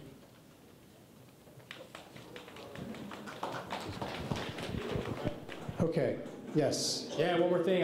I heard the lady mention that have been damaged through this winter, so Yeah, that was John. my chance to jump up and speak. And so what I want to say is that the levee maintenance and the levee the flood managers in your community have been very engaged and remain engaged throughout this whole winter to address concerns with the levee and therefore concerns to public safety. And so any issues that have been identified by the local maintaining agencies have been dealt with them at the local level, and if they haven't been able to be handled at the local level, they've been responded to by the county and the state through the Flood Operations Center to do emergency repairs. An example of that is the work that just started yesterday on Levee District 1 between the 5th and 10th Street Bridge on the Yuba City side of the Feather River. Additionally, the Army Corps of Engineers administers a Public Law 8499 program for levee rehabilitation after flood events. They've sent their letter out, and the local maintaining agencies who manage your levees have responded with the issues that they've identified that have been a result of this flood season. And so the Army Corps of Engineers and the state of California through the Department of Water Resources will be working to get those repairs done before November 1st. Okay, so I have a speaker card from Shirley Gabhart, and I am going to, is she here? You'll read it, okay. I was going to give it a shot there. Do you want to come up here? Yeah. Okay. And then up next is Mark Bradford. Okay, I'm Shirley Gabhart from Nicholas, California, and through James Gallagher, our assemblyman, he has been posting on Facebook a lot of things about DWR and how we have to, why we came here tonight. And there were things that DWR knew in 2005 and 2009 about the dam that needed to be repaired, but that it was having problems, but they didn't fix it and they didn't do anything about it. And I live right in front of the Feather River down in Nicholas, like I said, and I lived through the 1995 flood and had to evacuate, and we lost our whole dairy. It broke right in front of our house, and I was 10 years old, and then we evacuated in 97, and then this time too. And right now, where the water is, we have seepage on our property, and we look like we live on lakefront property. And with your fluctuating, putting the river up, then putting it down, putting it up. My brother has a walnut orchard right there, and the walnut trees have been in seepage ever since in February, and walnut trees cannot be in water, especially after they've gotten out of their dormant part of the growing. And these trees are about 40 years old, so they are huge trees. Well, he's going to lose his whole orchard and the whole trees, not just lose the crop for this year. And so that's income that he's losing and trees because of you putting the river up so high. Then it's going to be staying up high all summer because of the snow melting. And he called the Reclamation District, Joe Henderson, for 1001 and asking him what is going to be happening with the river. And Joe says, call DWR, and he gave him the name of the person. And I don't know if he talked to Bill or who he talked to, and told him, he says, you're killing me here with, and it's not just him, it's other people down there. And the person told him, he says, I can't do anything about it, you're going to have to live with it. And another question, one other question that I have is the gentleman who told you that had all these books and said that you're you're doing things illegal. How come you didn't make any comment to him, that you just let it go and then you went on to having the next person come up?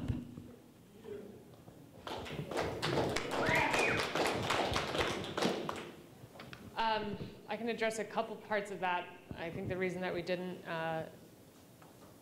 comment back or answer a question because there wasn't a question there. I think we're listening and we're scribbling furiously down and we're tracking this on Facebook Live and we're putting it up on YouTube and we're going back and we're collecting this information. But he didn't actually have a question, so there was nothing really for this team to have action on. As far as were you agreeing with what he said with all the violations you're doing? I think we're all gonna have to go back and look at all of the references that he made because we don't have the same material in front of us. As far as your brother, I would really love to follow up with you or him directly because after these meetings we have actually had folks like Joe and Brandy there in the back make individual phone calls to these people. So it really worries me to hear that someone said, well, that's your problem, and that's not at all. That's your problem, we have no choice. And I really, I don't know who you spoke to. so I'd love to try to track that down because I really hate,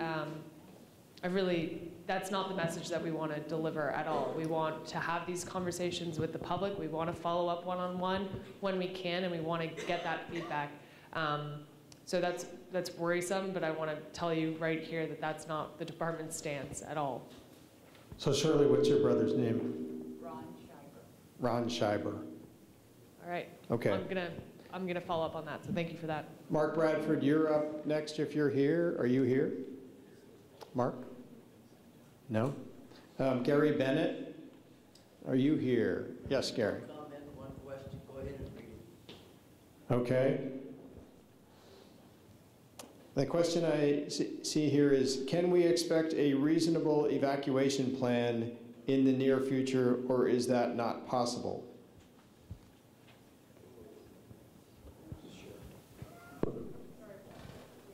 Can we expect a reasonable evacuation plan in the near future, or is that not possible?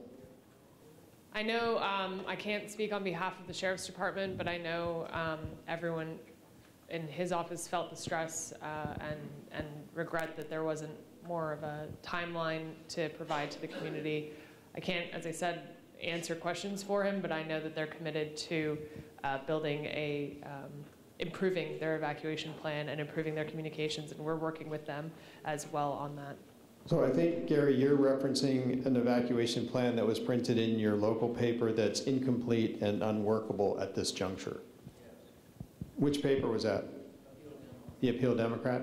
So Darren Gale with the City of Yuba City. Yes. We do have maps for the areas of the city which are serviced by our Yuba City Police Department.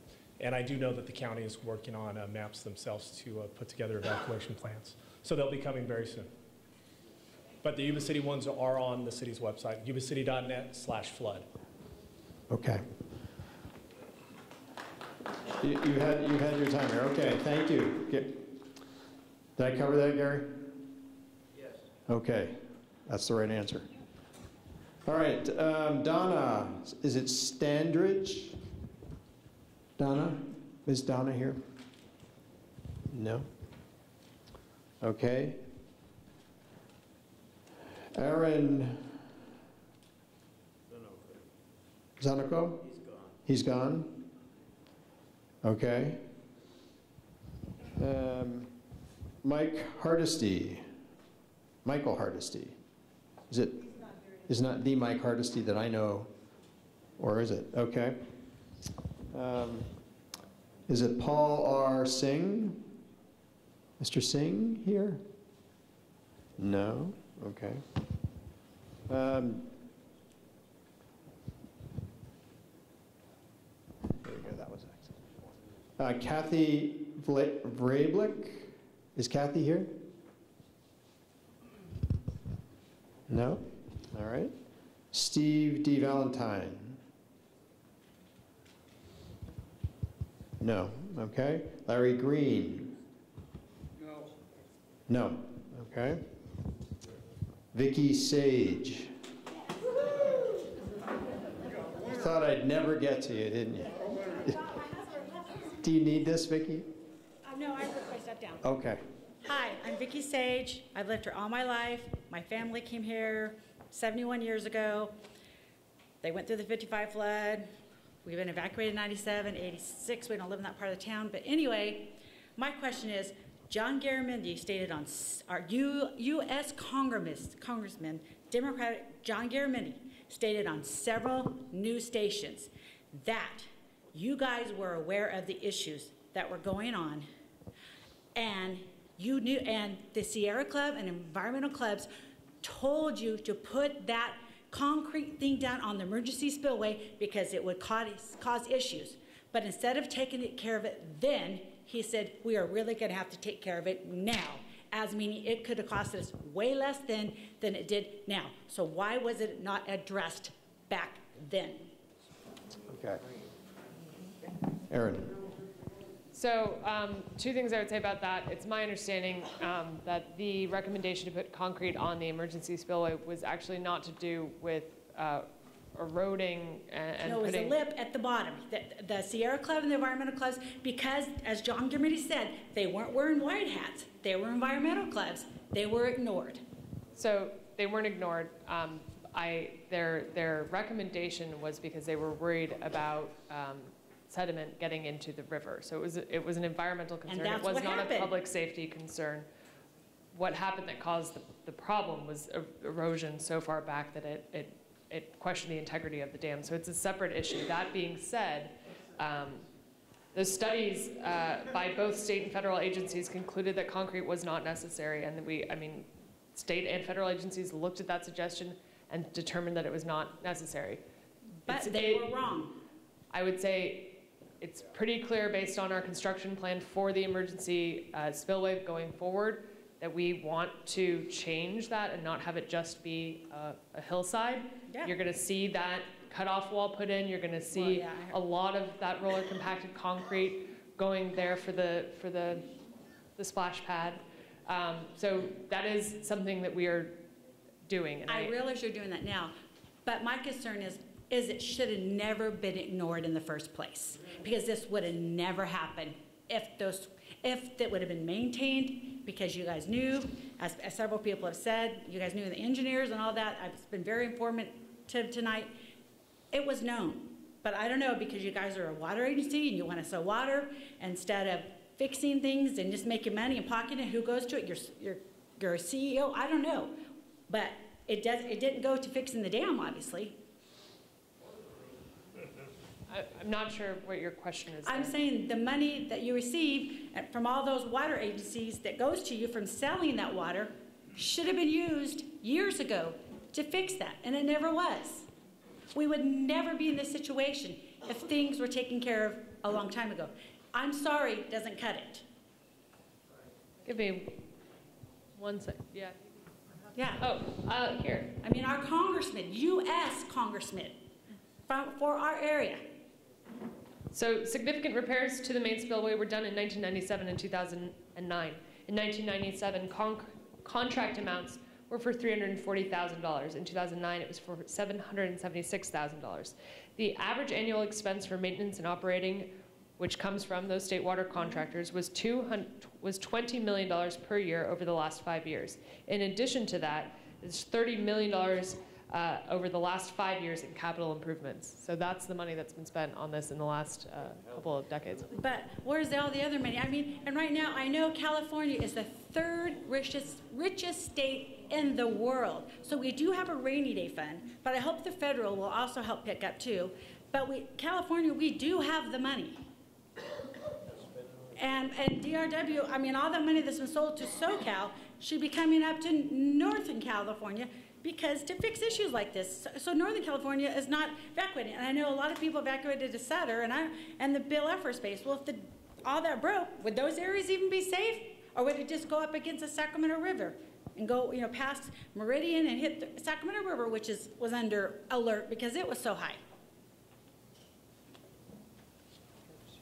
So I just want to offer a couple of other points to build off of what Aaron said. So the revenue that the department gets from the state water contracts through our long-term contracts, that money goes back in part to repairs for the entire state water project. So Aaron read you the numbers for Oroville, but remember there are many other. Well, then maybe we should raise the rates for those people down south. And the only other thing I wanted to just clarify was that by law, the Department of Water Resources cannot make a profit. So we do not, the revenue that comes in is not. Okay, well, if they can't make up, then they need to raise the rates because if not, it's people up in Northern California, and I read Trinity Dam is just as much trouble as Oroville. It could collapse too. And it could come down to us. So, I mean, these dams need to be fixed. There are people's lives, her farm. It's not right. I mean, and this should have never happened. It should have been foreseen. I mean, they knew, you guys. I mean, it's been everywhere that it has been known. I mean, our U.S. Congressman stated it verbatim that you guys knew, but because it wasn't stated by white, we're in white construction hats, it was ignored. And our U.S. Congressman would not make a statement that was as false. No, but on something like They're giving you a hard time about that one, Vicki. No, it's not a reflection on the congressman. No, I mean, he's our whole area, but why would he say something like that when everybody else said it's been known? There's no question you're frustrated about what happened here. I am. I mean, I've lived here. I was born here in Yuba City. I've been here all my life. My mother and my grandparents went through the 55 flood, my aunts and uncle and all that. I have tons of family still, and friends. And everybody, the roads were jammed. We decided to stay because we live in North Yuba City, kind of towards Terra Buena. So we thought, okay, we'll stay, and luckily we didn't have to leave. But I was in Roseville when we got the news, so I had to come back. Everybody was going out. 70 was closed. I had to go the back roads to 99. So, I mean, I'm glad they're going to make an evacuation plan. But still, I want to know, is Sutter or Bill F. Space, is that going to be safe? I mean, are they really higher grounds? I mean, or is that just, everybody's just assuming? Because a lot of people went out to Sutter. And a lot of people went to the base, and some people probably went further down south. But even if you're people down south, because they're opening up those things on the Sacramento River, were we even going to be safe down that far? How far could it go? So Vicki, can we connect you with someone who can actually get you the information about the inundation maps, to actually show you what's been mapped about where it's going to be safe? Okay, so can we connect Vicki with? Yeah. Okay, all right. Yeah, thank you. because I mean, I have totally enjoyed this night tonight. I'm glad I came because there's a lot of very knowledgeable people that were talking to you guys, these engineers who know what's going on. They should be working on the dam. They should be working for the DWR or something, because this guy right here, you're amazing. And the other people that talked about the river too, I mean, they got it going on. I mean, listen to them, please. Thank you. Thank you. So I have 3 cards left. Tony Gallion, if I hope I pronounced that correctly. Is it Tony? Gone? All right. I have 2 cards left. Joanne Alden. And then the last card is Andrew, is it Hallman? Yes, okay. So you are Joanne. I admire you all for taking us on, because we obviously are an educated group. I actually live in Butte County, so as soon as I found out about the mess in Facebook, somebody put a picture that they had taken of the that original huge break, and then and he's going, "What is this about?" You know, and that was my first knowledge about it. And then, I should say that I live up there, Chico, but I grew up in this town. I have 3 households in this town. And I have 1 household in Marysville, about which I had a horrifying dream that Marysville was entirely underwater. That was many months ago, and I'm going like, oh, please help us. So I got everybody I knew to pray today for this meeting, because I don't know what else to do except get informed. And the only reason I found anything out about it was because of the much maligned citizen journalists, because there wasn't any information coming out over there to us. I'm not saying that you are responsible for that, but it's really suspect when the boss isn't here. Trust. Trust is the word that came to me when I'm going like, what am I here for? And then I hear the word trust. There's this huge, huge breach between government departments and us, because it has been proven to us over and over again. I'm not going to give any examples because y'all know them, that government can't be trusted with our lives. They can't be trusted with our money. They can't be trusted with the education of our children. They can't be trusted with, for crying out loud, our health care. Yeah. I'm here, I think we're all here for you. 1, 2, 3, 4, 5, 6. And your boss. I don't know who your boss is. Apparently he's not here. And we don't know much about what Governor Brown thinks of all this, except that I found out from Paul Preston's Agenda 21 Radio.News, who interviewed, what was the man's name, who is the expert that you all didn't respond to. What's his name? Scott Cahill. Scott Cahill spent hours on that dam. He came from Ohio? Ohio. He came from Ohio on his own dime. And you can find him in the internet because Paul interviewed him several times, so he's on Agenda 21 Radio.News. That's where I got my information, because Paul went over there and stood there. He lives here too. See, we don't trust government at all, somebody said. We have this going on. Is this loggerheads? Is that an old-fashioned word? Loggerheads? We are at loggerheads. We have an ideology over here that wants everything for itself. That's what you, unfortunately for yourselves, represent. And then we have somebody out here who hopefully cares about the people, because I was here too in a flood. That was 1955. We had 15 minutes to get out of there. We came back to a house that we fortunately had a house left, 5 feet of water in it. 5 feet of water. My dad went out in a boat. We sat in a basement for days. We couldn't go home. You're not responsible for this. You probably have a oxymoron, good job. And you are finding out what a pain it is. There's a backstory to all of this. And it has to do with regions, and it has to do with Governor Brown's personal and family stake, and it has to do with George Soros' money, and what else does it have to do with? It has to do with a lot of stuff that doesn't have anything to do with that dam, and it has a lot to do with water. Because if that dam, Governor Brown, doesn't like dams. He doesn't like dams. What is this? Rewilding. That's what they want. They want rewilding. If that dam had gone, and I don't believe it's going to go, but I personally, I'm gonna believe that, because I can believe anything I want, right? So I'm gonna believe that the Father in heaven cares more about this place than Governor Brown does, and the people who intend, like George Soros, and his money, his billions. So Joanne, do you have a question? No, I have no questions. I have observations.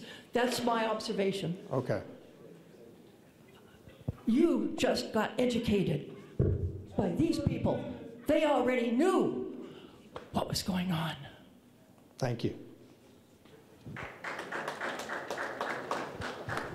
Thank you. All right. So, Andrew, this is the last card in my hand at the moment. Do you want this? Did you? Okay. Sure. Oh, didn't we address Mr. Pennington? No, I've got the reports in my hand, the inspection report from Pennington from 2008 to 2016. Yeah. And I would like to make that announcement. I got them online, I've got pictures, I've got reports. Starting in 2008, there was a problem, and in 2016, there was still a problem. They didn't address it. It was either a higher priority, that was their excuse. It was a higher priority. The other excuses for the items that were identified as problems, category 1, category 2, hadn't been addressed. The fact that they had burnt out the electrical system, the boxes, there was corrosion, there was underground movement of rock, which also vegetation that caused the... So, did you want to turn that, give the... No, this is mine. Okay, so what would you like the folks here to know about that? I would like to know if you know, if you've read this. Yes. Is this public information? It's in Division of Safety Dams files. Is this public information for this public? Or do I have in my hand something that is possibly security, whatchamacallit? Well, it's available to the public now, and I would like to see that before I I bet leave. you would. I know a lot of people would. Okay. Right here, baby. Andrew. Guys, no, really don't. Please don't leave. I'd like to take at least Oh, I know, peek at I a know, couple of yeah. those. All right. Okay. My name's Andrew Michael Holman. I'm basically here for informational purposes, and I saw an opportunity to gain some knowledge. A little bit of background: I am a second-generation member of the International Association of Bridge Structural, Ornamental, and Reinforcing Ironworkers. Dad's an ironworker, mom's a laborer. I'm a middle-class man. I'm a tradesman. So, the first thing I would like to point out is that that piece of the slab that gentleman's got back there is, I'm kind of up here defending the union, because I don't know if it was a union job or not, but just rebar in general, I haven't built anything that's ever been anything less than 12 inches on center. And that piece of slab he has back there, I really advise everybody to go look at that, because that piece of concrete that he has, up to today's standards, if you put that in a press, it should be able to withstand 20,000 pounds per square inch of pressure. And if I punch that thing hard enough, it's going to crack down the center, and that's unacceptable.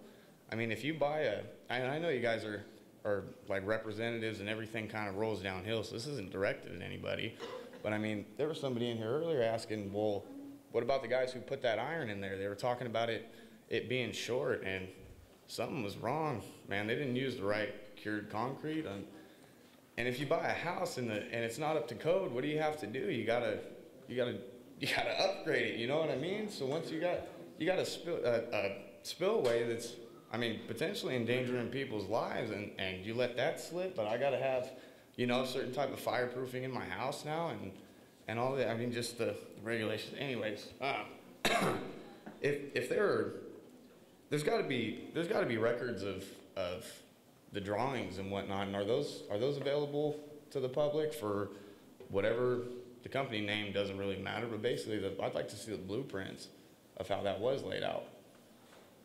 So is that something that I can gain access to, whether it's online or through somebody? I know it's a long time ago, but There you go. just for informational purposes, because Yeah, they would, the drawings you're talking about are I think, one of the older, obviously an older specification. And I don't know, since we're ripping out the spillway and rebuilding it, I'm not sure if that would fall under CEII or not, meaning the disclosure. But that's certainly something that we can consider and think about and if appropriate, make available. Well, yeah, because I mean, that's, I just don't understand.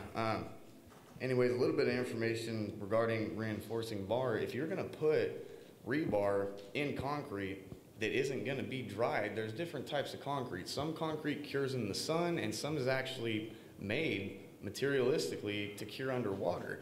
Now, if you have rebar in concrete that's curing underwater, it's gotta be coated. So the rebar specifications on the drawings that I'm looking for should have the numbers stating whether it was coated or not.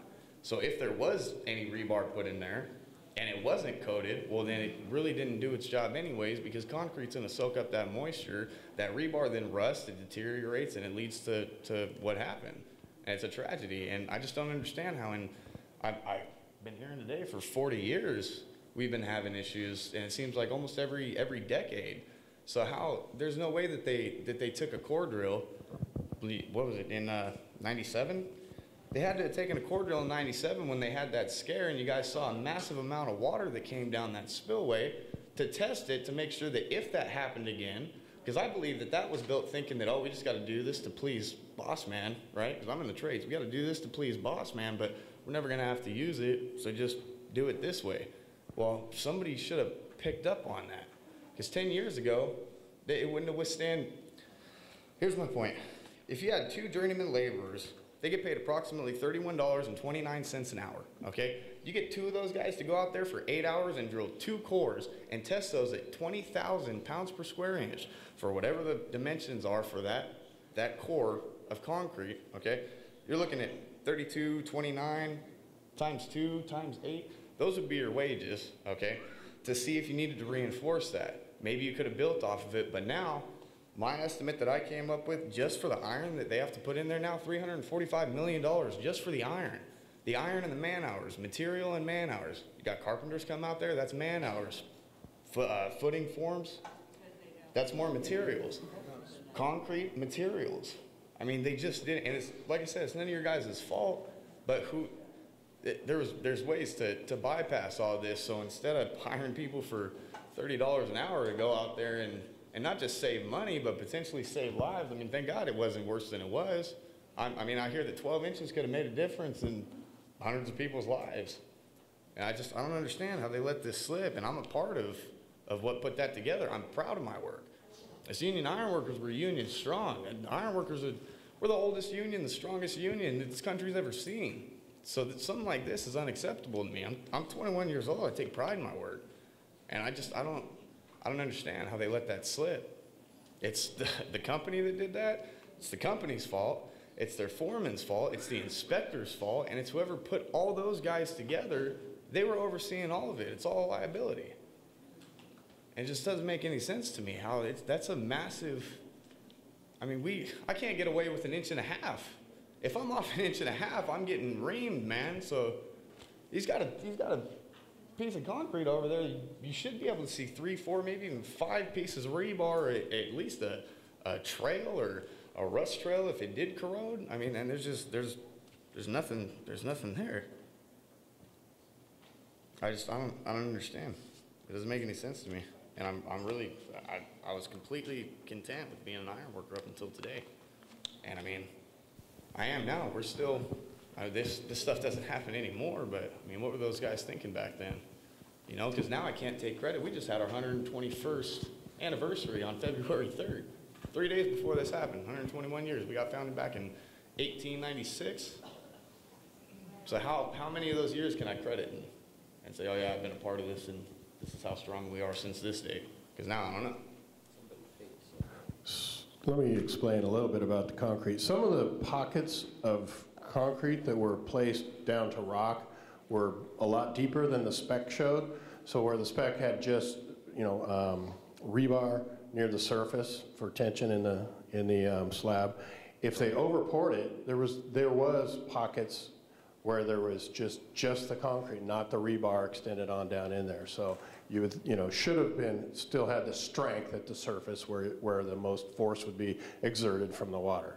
So there were spots, and maybe that's where that piece of concrete came out of. It might have come out from below the rebar, which was just, rather than bringing it up with rock and compacted fill, the contractor this is what, a guess, that they just went ahead and filled it with concrete. But all that's going to be in the forensics report too. So.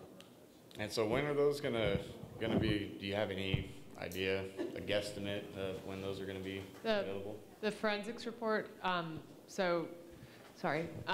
Their final report with their findings will come out this fall. We're expecting, but this week we are putting out a memo that they've provided us that outlines a long list of potential causes. So this is kind of their preliminary work to make sure that we are identifying those potential causes, even though they might not have been the real factor for what caused the failure, but we still want to identify that and make sure that we don't make the same mistakes twice. Yeah, and one more thing. Somebody was worried, they may have taken off by now, about the phase 1 being completed on the 1st. The way that the iron workers are going about it, we're going to be running 2 crews, with whichever company does get on this job. I'm working in Reno right now. As soon as this job kicks off, I'm coming down here because this is my state and these are my people, and I'm coming back to take care of it. And we're going to be running probably at least 10, 12-hour shifts, and I know for a fact we're running daytime and night. So we're going to be working around the clock to make sure that we get everything back in before we have another storm or another epidemic. So I can at least promise that from the iron side of it. Thank you. So I appreciate Thanks, Andrew. So Andrew, can we get your card? Because I think, did you have in those papers, did I give you back your card? Because I know it's important to sort of be able to You were Michael, right? be in touch with you. There we go. Michael, right? And thanks for your work. So I can tell you a couple things that I know about the iron and the steel reinforcing that's going to be in that's specified for the spillway. There is coated in the areas where there's corrosion is a problem, and then there's uncoated. I do know that Kiewit is planning to work, at least as of now, 2 10-hour shifts, 6 days a week, Mondays through Saturdays, with Sundays being their off day to do maintenance of all of the rock crushers and equipment and everything else. So, and they are doing, again, day and night shifts. And they're going to be mobilizing here in the next couple of weeks. The schedule I saw earlier today is looking at having their test placements of RCC by the middle of June. So it's going to go really fast. So hopefully you can get done with Reno and get back here to help. Well, Kiewit's waiting on 4 companies that are getting audited for there was such a difference in the bids that they did through Kiewit's 500 contractors. I don't know how many were used for this, but so now there's 4 companies getting audited to see who was over budgeting and who was trying to cut some corners and get away and whatnot. So I don't have a takeoff date, but Kiewit, I got full faith in them. I have a lot of ironworker brothers that were out there on that Folsom Dam with Kiewit, and Kiewit is good stuff. So I'm glad that at least they're, glad at least they're in the back pocket on this one. All right, thank you, Andrew. All right, so. All right, well, I think we have gotten. I'm sorry. Yeah, we need to be able to hear you. I just have one question. When they knew DWR knew there were problems, like in 2014, that they had problems, why didn't they go fix it? And then they were told in 2015, this was through Assemblyman Gallagher's messages he put. Why did they just neglect those? Thank you. I think we're going to have to go back and I mean, the big repairs that happened were in 1997 and 2009. The big repairs that happened were in 2009 and 1997. So I think I'm going to have to go back and look at exactly which issues you're talking about that were raised in 2014 to get you a proper answer. But so the inspection reports are online, and the the work that DWR did in response to any issues addressed in those inspection reports, that's all up on our website as well. So I'll go through those, and I know I have to get back to you as well about your brother, so.